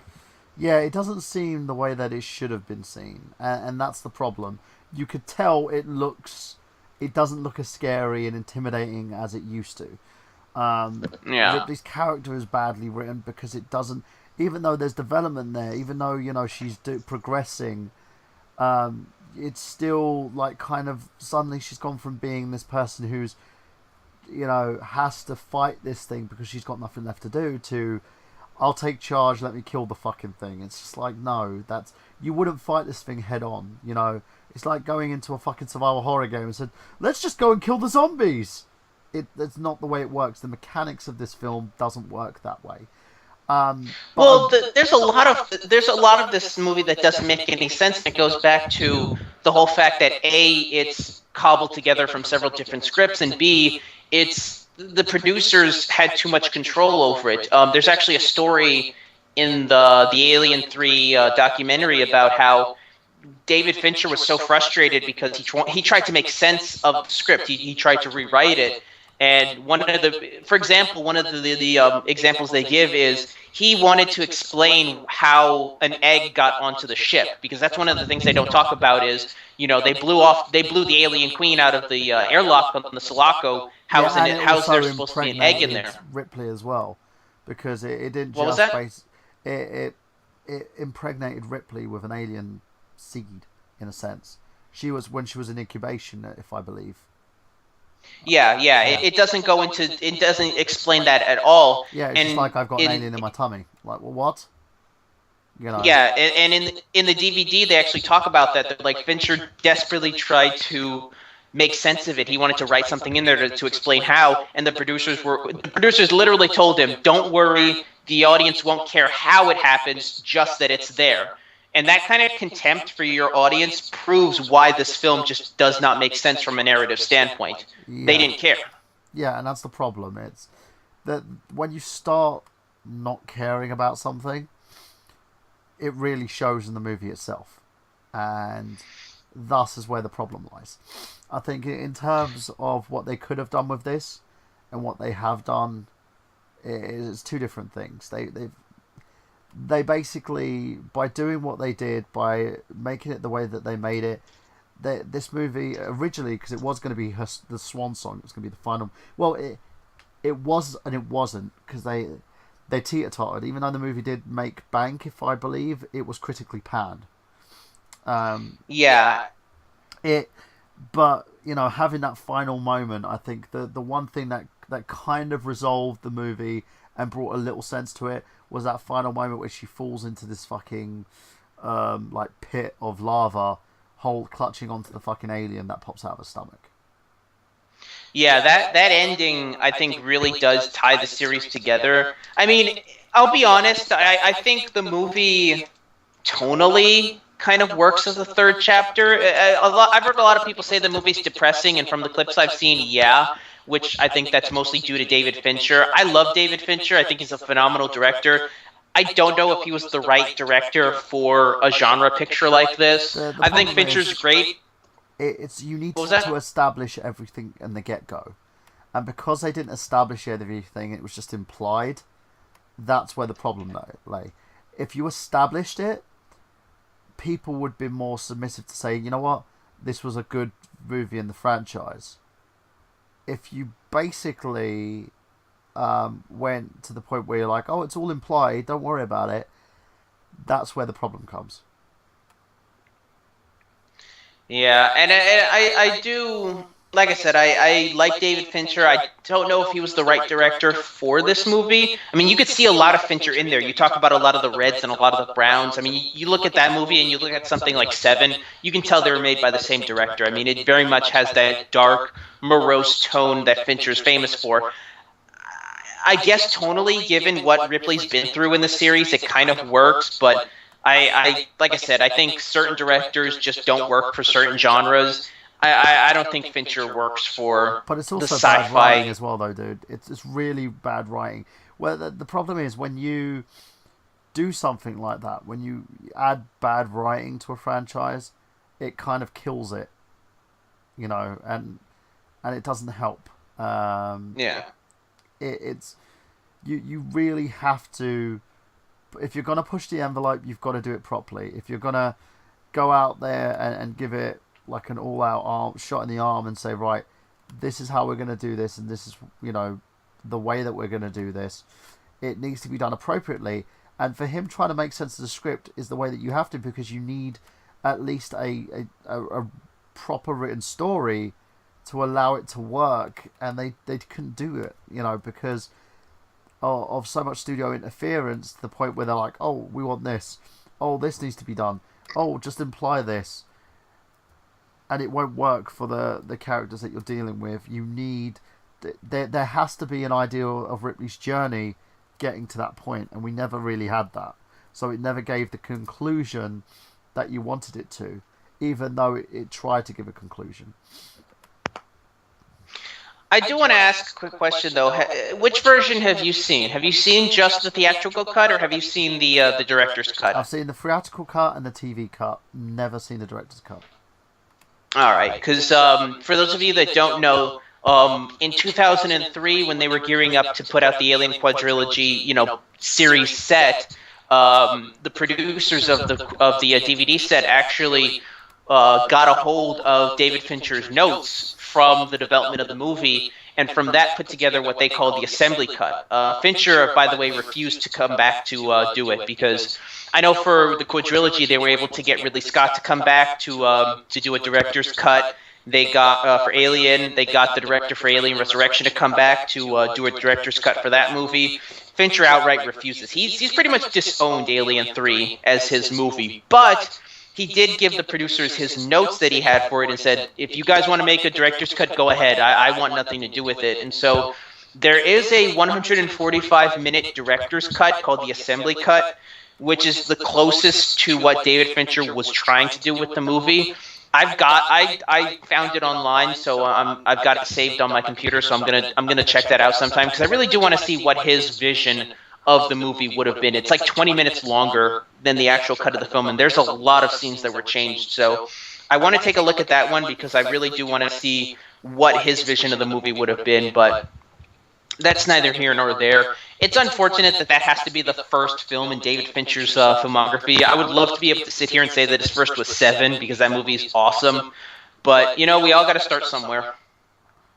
Yeah, it's one of those, as I said, I'm not entirely unsatisfied with the movie, but I felt it could have been a lot better. For a third, for the ending chapter to a franchise, yes. Even though it wouldn't be the ending franchise, as we move on to 1997's Alien Resurrection, which was directed by a French director, a director who had not done action movies up until that point. I think he was mostly known for dramas and whatnot. So you got a first-time action director on there, which I think kind of shows in some points, although I'll talk more about that when I go into my thoughts on the movie, but this is notable for one other first. This was the first solo writing credit for Joss Whedon. He was the one that did a solo, who wrote the script for it. He'd written other scripts. I think he had a writing credit for Waterworld, but this was his first film that he actually was just him. It was his script, and you can kind of tell in a way the whole ragtag mercenary, the old ragtag mercenary thing that goes on with the movie, with the characters, which I think goes to what I think about the movie is, I understand that the movie's not good. I get that. Keep in mind, I've only seen it when I first saw it in the theaters, so I understand the movie's bad. I don't remember hating this movie, and I think the reason why I don't remember hating it is because I think, unlike other films in the franchise, which we'll talk about when we get to Prometheus, I think this movie knows that it's a B movie and runs with it. To me, it's just a B action movie, and I think the script knows it. I think the way the movie is shot knows it, and I think if you go in with that regard, I think you might have fun with this movie. I think there's elements here and there that are interesting. I like the camera work in the movie. It's got a very French New Wave style with a lot of pan zooms and slams. Yeah. Obviously, Joss Whedon's script is really fun. I think if you don't go into it expecting it to be on the level of Aliens or the first Alien movie, I think there's a lot of fun to be had. You can tell with this movie. By this time, it basically turned into an action movie. It was all out kind of Michael Bay in a sense. There was no scares to this. It looked. What was the rating on this movie? Because it looked PG-13. No, it was R. It was R. Okay. And the fact as well, the alien itself was majority CG. You know, it wasn't the same. At this point, that they turned Ripley into kind of a superhuman in it. So again, they kind of had the mixture blend of her having the alien characteristics in her as well, but it wasn't, you know, what the other movies would be. Agreed, as a standalone, it's fun to watch, but as an alien movie or a movie part of the franchise, you're gonna hate it. I know a lot of this movie got, again, critically panned because it Yeah. wasn't what it should have been. I have the. It's funny. I have the movie on VHS. I actually was thinking about watching it earlier in the week, but I was just too busy. I. It's weird. I get it. I get that there are problems with the movie. The movie is pretty dumb in a lot of points. I do want to say, going back to Sigourney Weaver in this movie, you could tell that she's having fun with this character as opposed to Alien 3, because she really gets into the whole I'm part alien thing. Like she's having fun, and that really does add to the movie, in my opinion. Yeah, it's basically they tried to have as much fun with it as possible, but at the same level, and I think it was more for the fact that it was a different role for Sigourney Weaver. This character was not Ripley, in any sense of the No. word. She was basically a ruthless killing machine. If I could compare it to anything, probably would be the Terminator. But she did And that. to an extent, I would say it's weird. I would say Terminator crossed with the female character from Species, almost. And also, you know, if you apparently she did have fun with the scene where she wanted to dunk the basketball. She had to keep Yeah. trying that over and over again. I think it was who mentioned that? I think it was on the I Got Gameplay one. But they mentioned the fact that she had to do that again and again and again until she got it right. And she stayed up all night making Yeah. sure she got that trick shot. And then she told them to keep the cameras rolling, and just by fluke she got it. You know, she did the backhanded shot, got in there, and you know they used that footage. So she had a lot of footage of her failing to do that shot. I'm surprised they didn't just CGI that. Like, that just would have been so much easier. Yeah. But as I said, it was great for what it was. And did it look fun? Yes, it was a fun movie. It was a great action movie for what it was. But it's not an aliens movie in all sense of the word. It wasn't at all. The one thing that did creep me out in that movie was the skin baby alien. Yeah. For the longest time, that just the way it was made freaked me out. The fact that if you've ever seen actually a model of the actual character, of the actual creature, which they have a picture of it on the movie's wiki page, it's really creepy, and it's a non-Geiger design, by the way. Geiger had nothing to do with this one. They actually went to a different production company to produce this the mock-up for it, and yeah, it's really disturbing. Like, this movie. The one thing I remember about this movie is this movie really established a kind of rusty industrial scene for the series that I think worked. I think it really does. It's almost like sci-fi equivalent of the nightmare world in Silent Hill, almost, which I think really does bring a disturbing level to it. It's very much something that really stuck with me when I first saw this movie. Dude, I had nightmares of that freaking baby. That mama, mama. Oh God. Yeah. It's And I also got to bring up it's kind of a takeaway from, well, not a takeaway, betrayal might be a too strong of a word, but the whole fact that in the other movies Ripley was very motherly with a lot of the characters, like Newt and things like that, and in this one the way she kind of just callously kills off the baby character in this movie, it's just kind of really off-putting. I will Yeah, admit though that the way that they do end up killing the character with that that hole through pinhole. the window. Yeah, that's That's a disturbing scene. yeah, because you see every little fleshy part of it just gets ripped in, and the fact that this thing kills the alien, like the mother alien births it. Yeah. Because basically, what from spoilers, by the way, ladies and gents, it has this thing where the alien itself it mixes between Ripley and the alien. So the alien has some human tendencies. Ripley has some alien tendencies. So she has the super strength. She can sense these things. And she's basically lacks any human fucking emotion. So fuck her being a relatable character now. You can't humanize that shit. And then you have the Yeah. alien, which is the opposite. It has these kind of motherly human emotions. It can birth like naturally now instead. And then when all this shit happened, oh god, that last moment in the film. Talk about like taking a film which had kind of action steady pacing and then fucking adding like these horror effects right at the end. You don't expect this. Yeah. It was almost as if the director was like taking a day off and they were like, "We need a director to film this last scene. David Cronenberg, you're available?" Yeah, and it just surprises you. I remember watching it, and I remember I was watching it with my dad, and my dad was like, "Oh, this is an action movie. It's fine." And then it got to that bit. My dad just looked at me and went, "Yeah, fuck. I've just scarred him for life. Fuck." Yeah, because it's filmed in a really intense way. I remember there being a lot of like flashing lights and a lot of like shaky cam, which I'll admit that's the one thing I do like about this movie is the camera's constantly moving, but you never lose sight of the action. It's one of the reasons why I do love the French style of directing because they have kind of perfected the way of having filming an action movie without it being intrusive, which we still here in America have not figured out how to do right with the whole shaky cam nonsense. Yeah, with the success of Michael Bay, you're never going to because it's one of those things where they're like, oh, we can let the action dominate the movie. No, you don't.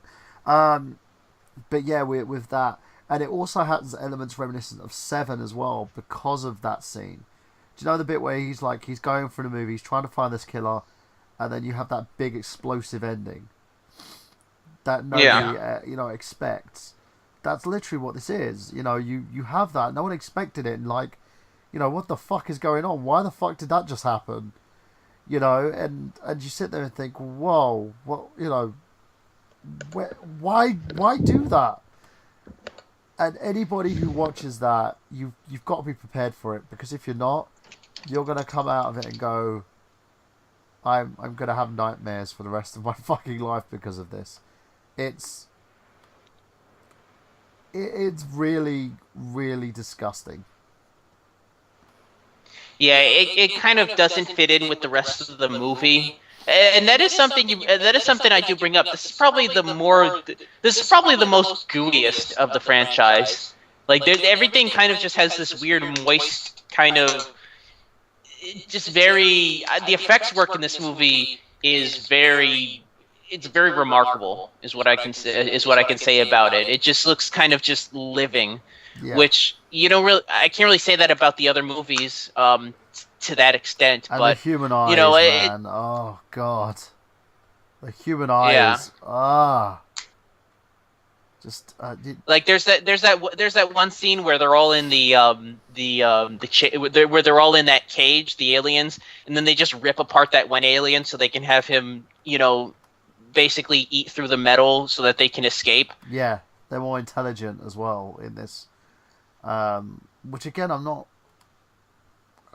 sure about it. I don't understand. I understand it, but I don't at the same time. It's one of those things where I understand you want to give these things intelligence because you want them to be able to outsmart the humans. It's kind of like when the raptors in Jurassic Park kind of were able to open doors and stuff. But at the same time, it's like, I don't know. Don't know how I feel about it.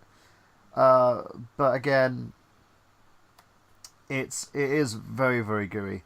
The effects, they for me, sometimes I feel like it has too much blood from the alien side anyway.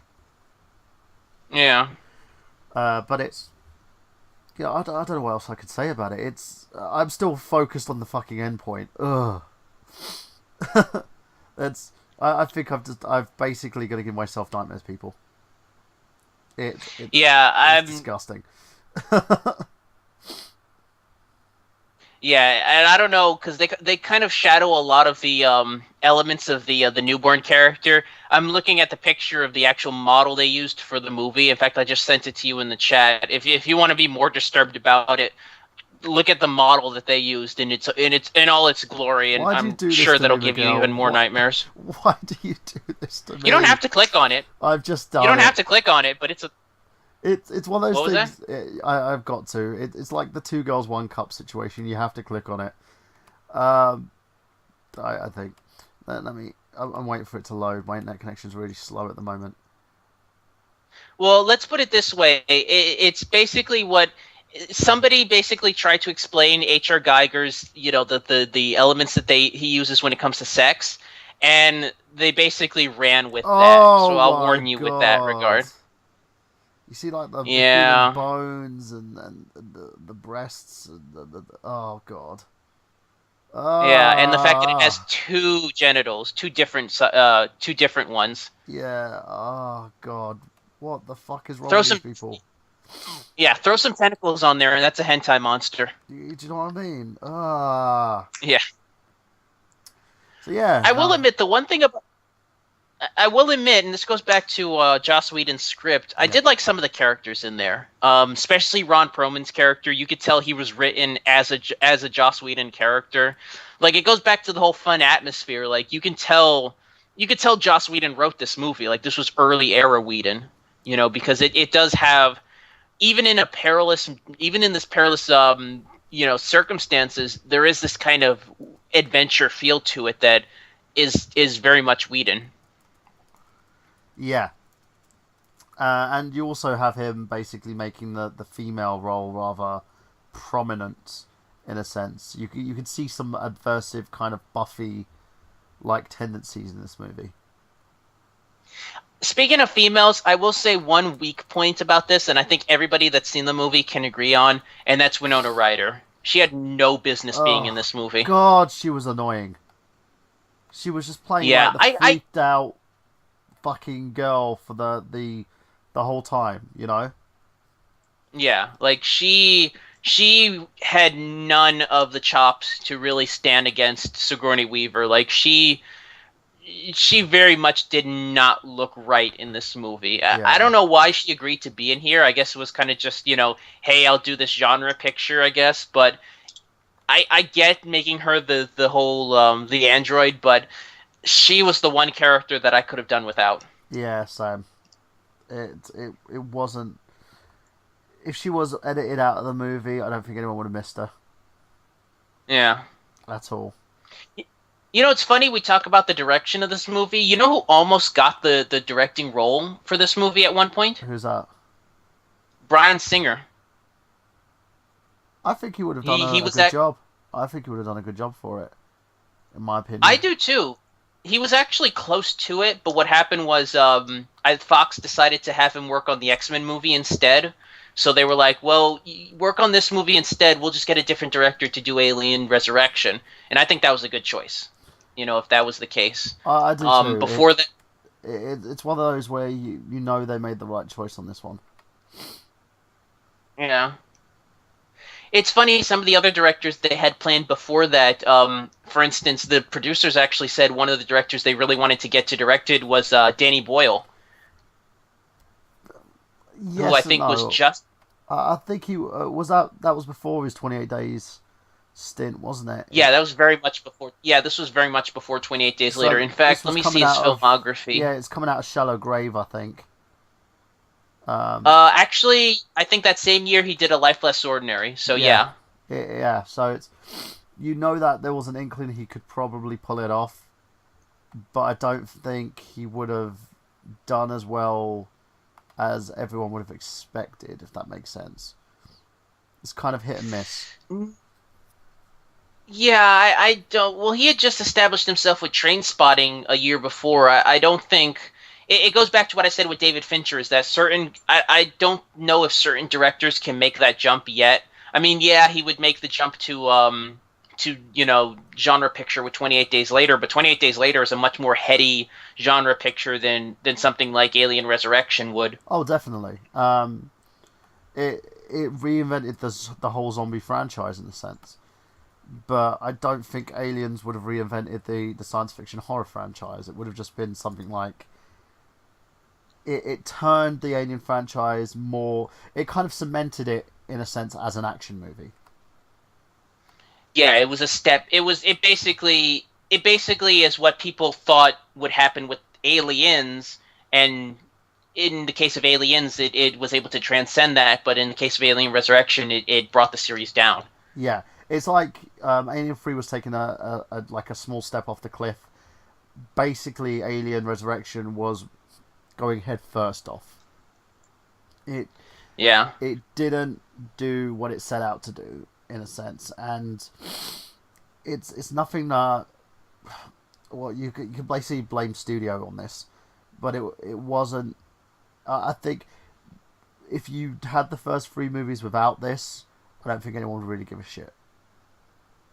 Plus, it annoyed me because it brought Ripley back, who shouldn't have come back in the first place. She was dead. Her story was done. You didn't need to do this. Yeah, I completely agree, but like I said, the character they brought back wasn't technically Ripley. It was basically this weird amalgamation of Ripley and an alien, so I think that I get. I'm okay with it in that regard because, like I said, this movie does not take itself seriously at all, which is why I think I'm willing to go along with it because it knows from the way it's written, the way it's shot. I think it knows it's a B movie and just has fun with it. And like I said, if you can distance it from the Aliens franchise, I think you could probably have some fun with it. But yeah, I do agree that this is not. It was a movie that didn't need to exist in terms of the franchise, you know. Yeah, no, I agree. It did need to exist in its own right. It could work as a standalone movie with ties to the franchise, but it didn't need to exist as part of the franchise at all. But it was kind of the thing that soured me on the rest of it, and I just went, you know what, I'm done. Because not because the fact it was a bad movie, but because it wasn't an Aliens movie. It just I took could away... say the same. Yeah, go on. I I could say the same thing about the next movie we're going to talk about, honestly, but I do want to mention one last thing before we move on to that. And I'm mentioning this because as of 2014, this is still technically canonical with the Aliens franchise, and it's pretty much the last of the main series that has come out recently, and that is Colonial Marines, which is the 2012 video game kind of sequel to Aliens of sorts. It's basically it's if you've never played the game, it's basically takes place after the events of Aliens and is about a bunch of Colonial Marines going to investigate the events of LV-420 and the destroyed compound, and a bunch of things happen. I'm not going to spoil it for you, but between that and the DLC pack that came out, it's pretty much the throughput between the events of Aliens and Alien 3. I just think about it, you could get the game brand new at the moment for $7.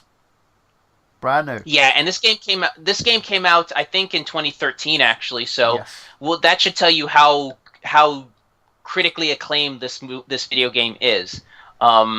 Basically, what happened was, long story short, the developers got a different team to make the game, and it pretty much, well, it wasn't just that. There was a pretty huge production issue to the fact that Sega were financing Gearbox to make this game. Gearbox pulled the majority of their staff away from the game to focus on Borderlands, and what happened was they were still collecting a paycheck. Yeah, and they got TimeGate, I believe, to develop the rest of the game, Yeah, if I'm not mistaken. So Sega, being very angry about the situation, pulled the funding and the rest of the source from it. They also made a mock-up on PC which was so overclocked to show off the beautiful graphics of the game, which none of it was real. None of it, when you look at the game and you look at the PC version that they made, it wasn't the game people hoped when it was originally released as well. It was released to abundance of glitches. There were tons of issues. with the game, even like some bugs rendering it unplayable, and thus gave us the problem. So what happened? That Sega and Gearbox, I think, are involved in a lawsuit currently over the issues. And Sega went back to the drawing board and said, you know what, we need to make an Alien game that was true to the franchise. And they did. They made Alien Isolation. It's unfortunate that that happened because I remember Obsidian, the company that made Knights of the Old Republic 2, was actually in development of an Aliens RPG called the Aliens Tribunal. Yeah. And from the footage that was released of it, it looked really good. Yeah, they But what happened cancelled that in was, favour of Colonial Marines because yeah, Sega and only when had the Marines budget for one. and when Marines bombed, they basically canceled Tribunal, which I hope that with the success of Isolation, they do release that game because it really does look like, if you've ever played Knights of the Old Republic 2, it pretty much looks like KOTOR in the Aliens franchise, which I'm all for. I'm all for that. So I hope it does come out. I doubt it, though, because it's been so long since that game was in the public eye. But I did want to bring up Colonial Marines because technically it is in canon with the Aliens franchise. Keep in mind, though, this is until something else pops up which ruins it, because for a long time the Alien comic books were in canon until Alien 3 came out and pretty much rewrote the canon. Yeah, So definitely. we'll see how it goes. It is licensed by Fox. Fox has said this is the canonical sequel to Aliens and the lead up to Alien 3. So we'll see how that goes from here, but that leads us into our final film, which is Prometheus. This film had been in development for a pretty long time. I think going as far back as the early 2000s, there had been talks about doing an Aliens prequel. I remember Steven Spielberg was signed on. James Cameron was signed on at one point. Yeah. Finally, they actually came around to finding a director, and it was director Ridley Scott. He had come back to do to come back to the sequel, to hold on a second, to revive the franchise, as it were. My thoughts on Prometheus. I went into this movie. I went to a midnight screening of this film. It was one of the first films that I had ever actually gone on my way to go see a midnight screening, and it was one of the first films I went on my way to go see in 3D. So that's something. When I first saw this movie, I didn't know what to think at first. I went to go see it. I got out, and I take a while to figure out whether I like a movie or not. This one took me a long time. I really had to chew on this one, and I think at first I was kind of riding the bandwagon of a lot of the fanboy hate from it, because there was a while where I just did not like this movie at all.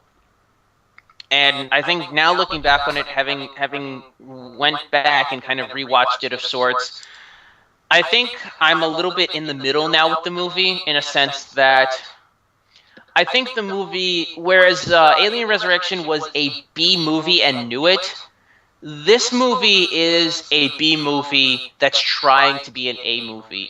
It's trying to be heady and a lot bigger than it is, and I don't think the writing is anywhere near as good enough to match that. This was written by Damon Lindelof, who is one of the writers from Lost. He also wrote stuff like Cowboys and Aliens and a bunch of other stuff. Let me pull up his wiki page and see what he's done. He's done a lot of TV work, mostly. Mostly TV work. Let me see. Lost. He wrote an episode of Avatar: The Lost Airbender. Huh. Interesting. Well, what's that?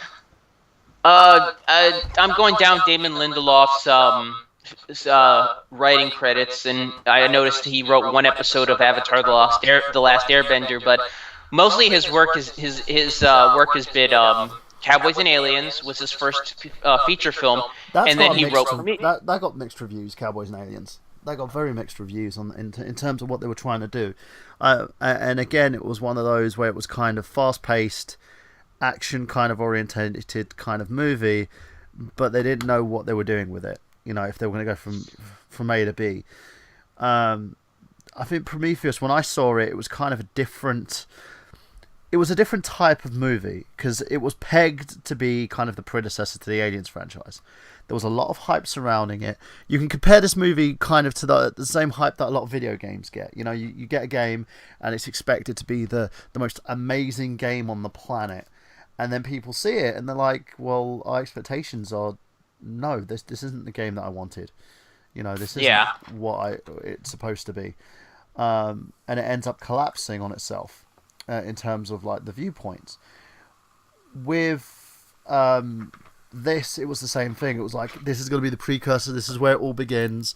You're going to understand exactly why the franchise has happened the way that it's happened and how it will lead on to the rest of the movies, because Fox basically wanted a spin-off that would lead people back to the Alien franchise, that kind of tie in with the original movies. Which is funny because Ridley Scott didn't. Yeah. When he came onto this movie, he didn't even want it to be an Aliens movie. They just kind of talked him into making it an Aliens movie. He wanted to make a standalone, ancient astronaut movie. And then they were like, hey, you've got this character that kind of could be considered to be the space jockey. Let's make it an Aliens prequel. It's like, but I don't want to make it an Aliens prequel. And you can kind of tell, especially towards the end where, spoiler alert, there's that scene at the end where the proto-alien, breaks out of the space jockey's chest with that awful CGI. You can kind of tell that was just kind of put in there at the last second to kind of tie it in with the Aliens franchise. Yeah, it was phoned in. It was like, let's just add some 3D effects in there. Yeah.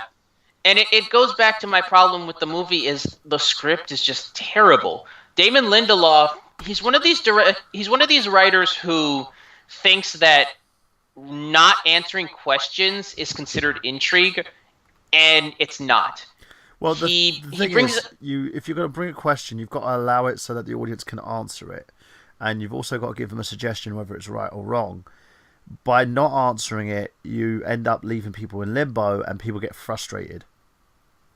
Yeah, that's exactly, I think, was the reason why there was so much backlash against the movie, is because the movie, it brings up all these questions about faith and, what is humanity, but it doesn't go anywhere with it. And the ending literally comes out of nowhere and doesn't end. And I think that's what it was almost like the film Blue Balled the entire Alien fan base. And when you've got a bad case of blue balls, what do? You get frustrated. And I think that's where a lot of the frustration from the fanboys came from, because this movie, almost to an unnecessary level, got picked apart by the fans. This was basically nerddom at its ugliest, because they were like, oh, the sun wasn't shining in this direction when it was supposed to be, and they're supposed to be, why is there windows here, and just so many just fanboy annoyances. Some legit, most of them not. And I really do think the fan base is, look at the culture when it was released. This was an Alien movie released in the apex of internet culture at the moment. Internet culture, basically can give your movie a great review or can tear it down. It could be the reason why something like 21 Jump Street is getting sequel after sequel, because people are telling their friends it's a fun movie, it's tongue-in-cheek, and where people can rip movies apart. We talked about this earlier with like the Nostalgia Critic and the Angry Video Game Nerd and all these different basically internet personas out there who have gotten popular based on the success of ripping movies apart. So the now thing is basically building the, everyone wants to be that critic, when in the fact that the majority of these people who are analysing these movies are fans. They're not the guys that have actually gone through film school. They have no understanding of how these movies work or the mechanics of these movies, which in the end brings that whole kind of annoyance to the fact, because you want to watch these movies, but when everyone keeps bitching and moaning, you sit there and think it's not worth it. It takes the whole enjoyment out of it. Now, I can understand, as you said, there are some warranted criticisms, because you've got people who have followed this thing from the atom and are wondering how the hell this thing ties in. But there are also those who just critique for the point of critiquing. Yeah, and like I said, I think it also goes back to the fact that I think if the movie had a satisfying ending, I don't think the fans would have been as bothered by it. Like I said, it's basically like the fan. It's basically like if you're being jerked off by somebody and then they just stop at the end. You know, Yeah. that's literally it builds up to something and then does not deliver when it gets to the end. And I think the fans were just lashing out against that. I think if the movie was written properly and had an actual satisfying conclusion, it's you can leave an ending open but still have a satisfying conclusion. We talked about that with the Back to the Future movies. They're all self-contained, but at the same time they're all written so that they lead into the next one. You know, in the case of Prometheus, if you were planning on doing a sequel, which the ending definitely does leave sequel bait open, at least give the people enough of a satisfying ending that they can walk away happy. And I don't think that the movie was written that way at all. I think there were too many open-ended questions. There was the third act really isn't much of a third act to begin with, and I think the fans lashed out because of it. And it's also because the movie didn't know its place. And that's another big thing. If you don't know who you're writing for, then how the hell are you going to market this thing? Originally, it was supposed to be a standalone science fiction movie that basically brought the whole genre back to its roots, you know? And then it turns into a whole movie about, like, fucking the Alien franchise. Then it turns into a whole movie about us questioning God and religion. And you sit there and think, okay, there's a lot of confusion in terms of what the subtext actually deals with and the way that these characters are being built, that you don't know what the hell is going on. And the whole Charlize Theron thing of her being like they're basically, you could tell there's similarities between her character and Ripley. A lot. I was actually seeing more of that in the Noomi Rapace character than Charlize Theron. Charlize Theron's character really was kind of useless. You could have cut her out of the movie. I'm strong, I'm powerful, I'm a woman. They played that whole strength thing. She characterized that, but she did nothing with it. There was never any sense of a power struggle in the movie. Like, she was just kind of there just to be snobbish. You know, there was really nothing to her character. Now, here's the thing. I've heard that there are tons of deleted scenes for this movie that do answer a lot of the questions and do bring a lot of character development to a lot of those characters. If you've seen the Blu-ray, it's on there. I really do wish that Ridley Scott would make an extended cut. He's outright said he's not making an extended cut for Prometheus. He said if you want to go there and see all those deleted scenes and whatnot, you're welcome to. The cut that's out there is my cut. It's not like the studio basically cut those scenes out. I filmed it because they were in the script, but the cut that's out there is my definitive cut. And I really wish he would make an extended cut of it because, like I said, there's tons of deleted scenes that, from what I've heard, do answer a lot of the character development questions and do answer a lot of those plot holes that people complain about. And I think if he were to release that, I think this movie long term would have a much better view in the minds of the fans, because I know a lot of people who are not fans that love this movie. My old man loves this movie. He loves Prometheus, and he's not a hardcore Aliens fan like I am. I do think that there is stuff to like about this movie because the movie is beautiful. And going back to what I said about this movie being a B movie with A movie aspirations, I mean, the visuals on this movie are stunning. Yeah, I mean, there's that great scene where visually it's amazing.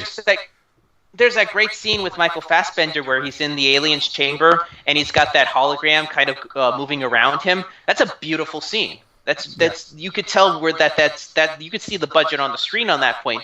And if the script was anywhere as good as that, this would have been a great film. But like I said, it brings up questions that go unanswered in terms of, like, you know, the questions of faith. Yeah. One of my biggest problems is the characters are poorly written. I hated all of the characters in this movie, with the exception of one. With the exception of the character of David, played by Michael Fassbender. I thought he was too good for this movie. His character had such a three-dimensional vibe to it in terms of a lot of the stuff he was going through. I almost felt like he kind of saves this movie in a sense, because that could also be attributed to Fassbender because he's such a great actor, but there was such potential in that character. I can't really say if they really went anywhere with it, but his character intrigued me. Did his character get killed off? I'm trying to remember. His character gets his head ripped off by the space jockey.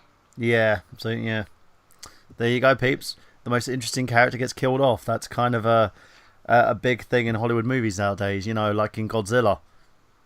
Yeah, I'm not letting Well, I'm not letting that one go. technically he does live because Numeri Pace's character does find his severed head and take it with her on the ship when they leave. So he is technically alive of sorts, but at this point he's just a head. Like he's not really much there's not really much there. But like I said, Charlize Theron's character, Numeri Pace's character, whoever played the character's boyfriend, her character's boyfriend in that movie, none of these characters really had anything to them. I just did not want to follow a movie with these characters. They were unlikable. And that really attributed to one of the reasons why I don't like this movie is in the case of the other movies, you at least had memorable characters. I mean, going back to Aliens, you had characters like, like Hudson, basically, Bill Paxton's character. You had Michael Bihn's character as Hicks. These are all great, likable characters. That's not the case in Prometheus. None of these characters have anything going for them, and that was one of my biggest turnoffs in the movie. Except for Idris Elba, but Idris Elba's awesome. Yeah, he kind of has his own thing. But no, I agree with you. It's kind of the problem is, as I said, what makes a good movie it tends to be story structure. You tend to have a lot more going for in terms of the characters, and they have to be well written and well developed. When you don't have that, yeah, it kind of kills everything and what it's supposed to be in a sense, what the story is supposed to be, and thus, because of the fact that this movie was written the way that it was written, and there was a huge backlash, they ended up basically leaving the movie in limbo. They don't know if they're going to be making a sequel or not. Well, going back to what I said about Ridley Scott, he never intended on making a sequel. Yeah. He pretty much was like, this was just going to be one movie, but because of Lindelof writing the ending the way he did, you kind of need a sequel. You've got to. Yeah. It would be a disservice, I think, to the fans to not do one. And the studio wants it because this movie did make a ton of money, but they don't know if Ridley Scott is going to want to continue it. I don't know if they do make a sequel. It might be with a different director. Yeah, I know he's been on again and off again about whether or not he's going to actually do it or not. He hasn't decided. He's been very undecisive. Yeah, and honestly, he's outright said he does not know where to go with this because, there was no plan. Lindelof kind of just left this open ending, and it was like, okay, where do you go from here? Yeah, that's where the problem lies. It's no one knows exactly where they're going to go from this or how it's going to actually work in general. But again, I'm not really bothered by it. It's if I see a sequel, great. If I don't, meh. I didn't have very big expectations going into this movie, and I don't have expectations coming out of it. It was one of those things where it gave me what I wanted. It was very beautiful in terms of its visual design. It was very stimulating in terms of the aesthetics, the sound, how everything created the atmosphere. But in terms of character development, it really didn't do anything. No, it was the last hurrah for this franchise, I think, for the most part, and it just wasn't much. It was more just a meh, and yeah. I think that's unfortunate. And this actually goes back to this goes to something I want to close out the show on is now that this pretty much the main timeline is pretty much closed off, at least in terms of the original, the original film going back to Resurrection. Where do you see the series going from here? I know this is going to be sacrilege, but I really do think this. If there was one franchise that I think deserves a reboot, I would not mind seeing an Aliens reboot. It's kind of like the same thing. It's kind of like the same thing I think with Highlander. I think the series itself has gone, in terms of the main timeline, has gone so far downhill. There's nothing to salvage at this point. So I think you can afford to kind of start fresh. We may see it. We may see it with the success of Alien Isolation. For those of you who haven't played this game, go and play it. It basically brings the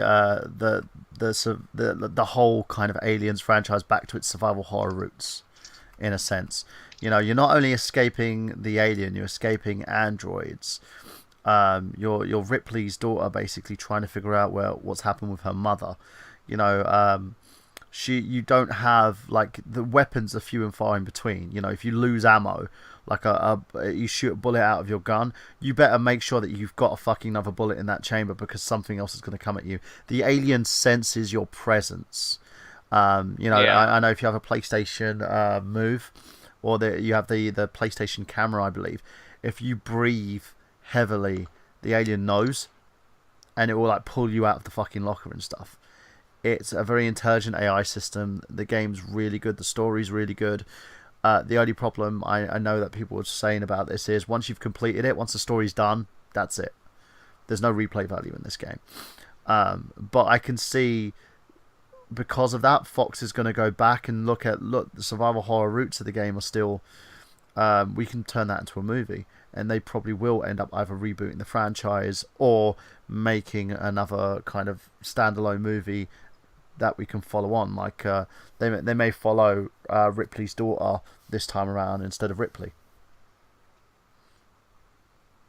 I don't know how I feel about the whole Ripley's daughter thing. To me, knowing what ends up, having her pop up in Aliens, being talked about as having died, just the way they set up that character, having her pop up in here is just kind of like, Ripley Jr. It just, I don't know. It seems like they tacked on the fact that it's Ripley's daughter just to say so. I mean, you could have just had it be just any other character, in my opinion. No, as I said, it's something where I'm not too fussed in terms of the story itself. I am, but it's more the fact that it's allowed it to go back to the subtleties and simplicity of what the original movies were. And it allows you to basically get scared. I know a lot of people who have sung this game's praises, and I know a lot of fanboys who sit there and go, it was shit. I don't like it, just for the point of moaning about it. But yeah, I'm really interested to see where they go with this.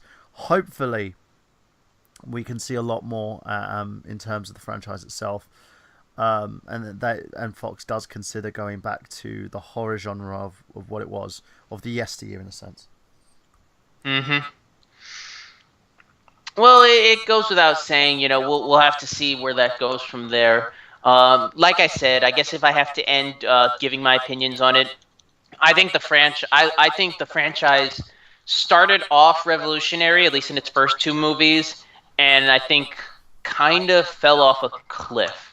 And even though, Prometheus tried to be that kind of revival, I think the franchise is pretty much done at this point. And if they want to revive it, I'm completely fine with that. If they want to create a new franchise based off of it, I'm fine with that too. I think there's still enough name recognition in the Aliens franchise to warrant continuation, but I'm kind of just waiting to see where it goes from there. I mean, if they want to even do Prometheus 2, I mean, I'll check it out maybe, because like I said, maybe they'll learn their lesson with the sequel, but who knows about that. Yeah, To sum up the Aliens franchise, what do you have to say? Again, I just have to say, hit and miss. It's something that had potential that kind of fell on the wayside due to Hollywood's mass marketing engine, in a sense. It's like anything. Once Hollywood gets a hold of it, it loses focus. Yep, and speaking of, well, I really don't have any segue from there, but I guess that's it for our Aliens retrospective. So, where can we find you, Mr. Burhan? You can find me on youtube.com/thenerdgenius, www.nerdgenius.com as well as my website. I'm going to be updating the site with more Untitled Movie Show episodes, of course. I'm a bit behind on that. I'm going to actually be doing that this week. Combined with the fact that we're going to actually see a actual release for the Silent Hill Genesis Kickstarter this week. I've been working on it because I've been suffering some major insomnia, so I had to basically get my sleeping pattern back on track, get myself to hit the gym again so that I can actually start exhausting myself properly. And now I'm at that point where I'm kind of able to, bodied, in a sense, to kind of have my laurels back in track. Secondly, You're going to see a review coming from myself and Rodman on Destiny. I've just received a copy of Call of Duty Advanced Warfare from Activision, which was very nice of them. You know, I didn't even ask for it. Can you hear me, Miguel? So I think we lost you, Burhan, but Miguel, am I here? Hello. yeah, you're still here. We got you. Okay. We got Um, you. I do apologise, signal problems. I'm reviewing Call of Duty Advanced Warfare as well. Activision's given me that. I finally got a PS Vita. I got a friend of mine, Stephen Horton, basically sent me a PS Vita quite recently. So I'm going to I might do a review on the system, and I'm also going to be reviewing Dragonara Returns. Um, so yeah, there's got a lot of stuff coming from me, a lot of game reviews. I also this Friday to Sunday, I will be at the 48-hour film competition. I'm going to be on the 8 for Ants team with the producer behind Welcome to Purgatory and writer, of course. He'll be directing the project. I'll be co-writing it and also manning the camera as the cameraman on the project, which would be a short that we're going to be developing as part of this. So, for those of you who don't know what the 48-hour film project's about, you write in the process of 48 hours under the rules and guidelines of what the project has, so that you have certain rules that you have to follow and certain things that you have to state in the movie. Sort of like a line of dialogue that has to be said or something that has to be implied in a sense. You get the actors together, you write, you direct, and you film and capture and edit basically within 48 hours this movie that you produce. Once it's done, you then basically head it to them, and they will then choose out the submissions to see who wins. And you can win a prize. Basically, what we're looking at the moment, we want notoriety. We want to show how great we are as a unit and how great we can be in terms of that. So, you know, I'm looking forward to it. It's going to be the first time that I actually participate in one of these contests. So I can't wait. It's kind of similar to the 48-hour game jams that they have, where you have games like a Surgeon Simulator actually came from one of those, where you basically have to develop a game within 48 hours. Yeah, it literally is, and I know you guys have kind of the similar competitions over in the States as well. I know Cinemas over here does a 24 directed and basically run through post. It's going to be weird trying to get this all done within the 3 days. Because for those who know me and when I do my YouTube vids, this job for hire, it takes me a hell of a lot longer to actually put stuff out. Because the process is so like fixated that I do. I get really pissy about it and go back and try and recut it and re-edit. But let's see how this goes. I can't wait because I'm not going to just be the only editor on the project, so I'm going to help write this script. I'm going to basically be like the guy behind the camera on it as well, and may have some acting semblance on this, where the other members of the team are going to be working on. We're going to have like an in-house editor who's going to be taking some of the editing burden away from me, and we've got other actors and people who are going to be working in front of the camera as well. So it's going to be fun, and I can't wait. Definitely looking forward to that. And you can find us here every week on not Blog Talk Radio, but yeah, you can find us on Blog Talk Radio. We'll be putting up the archive there, but I guess you can find us here live on YouTube every single week for the Untitled Movie Show. YouTube.com/unlimradio. You know, the channel's going strong. I Got Gameplay episode 100 has hit over 130 views so far. I think it's on its way close to 200 views. The Untitled Movie Show's last week's episode on Marvel and DC movie retrospective, we hit over 100 views come yesterday. Slamcast over 40 views so far and climbing. So it's great. You know, we're doing amazing things by going this way instead of doing the blog talk way of things, because their system just doesn't seem to be viable at the moment, especially with what they're doing with Skype. You know, they promise all these features, but at the same level, they can't actually throw them out there in a sense. They can't give you exactly what you want because you're paying for a service that we basically get here for free. Plus, Retro Unlim also gets monetization for these videos. Ooh, so we might that's pretty interesting. It's weird because they were fine before. I don't know what changed that they were like, oh, we got to ruin, the system that we had, because I don't remember having this many problems before. I mean, the occasional hiccup here and there, but I It's don't know. Skype I guess. updates, I think, which is the one of the things that they're saying that's hindered them a bit. It's Skype updates because the Skype's been updated with new plugins. They have failed to kind of update the way that they do things to allow you to continue doing what you were doing on Skype, and they're refusing to actually make any changes. So it's kind of stubbornness on their parts. Fair enough. Fair enough. But it's fine. We're bringing people over as well. We've got 24 subscribers on the network, 366 views so far, and we're climbing. And last week's Untitled movie show, 121 live views, 36 comments. You can't hate on that. That's great. Well, you can check us out on Twitter. We've got our Twitter handle, twitter.com/unmovieshow, if you want to keep up with the series there. We're definitely going places, guys. Keep us in your hearts, because January's coming up. It's going to be our 1-year anniversary. Hopefully we'll be able to continue the show after that. There's been some kind of doubts here and there, but I think as we've seen with the YouTube expansion that they're kind of being dashed away, and we're going to be going strong moving forward. So keep track with that. Twitter.com. Keep us on track at YouTube. Keep us listening on Blog Talk. For myself, for Michael Burhan, and for Dave Wade, who could not be here. Unfortunately, I don't know if he'll be here next week, because next week I will have to do the episode on Tuesday again. They've just been moving my schedule around for the past week, so I think next week we might have to do our episode on Tuesday as well. That will be our news episode, so hopefully we can get a third man for that. For myself, for Michael Burhan, and for all the people here at the Untitled Movie Show, take us out, Jay.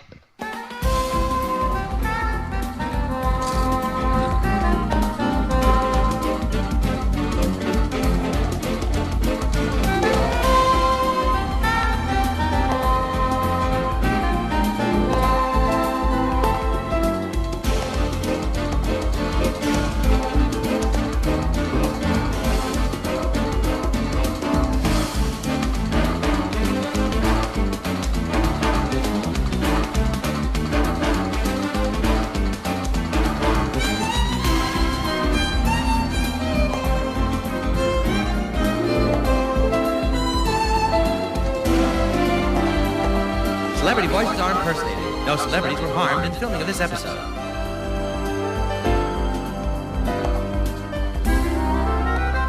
Excuse me, sir. The show's over. Get away, zit face.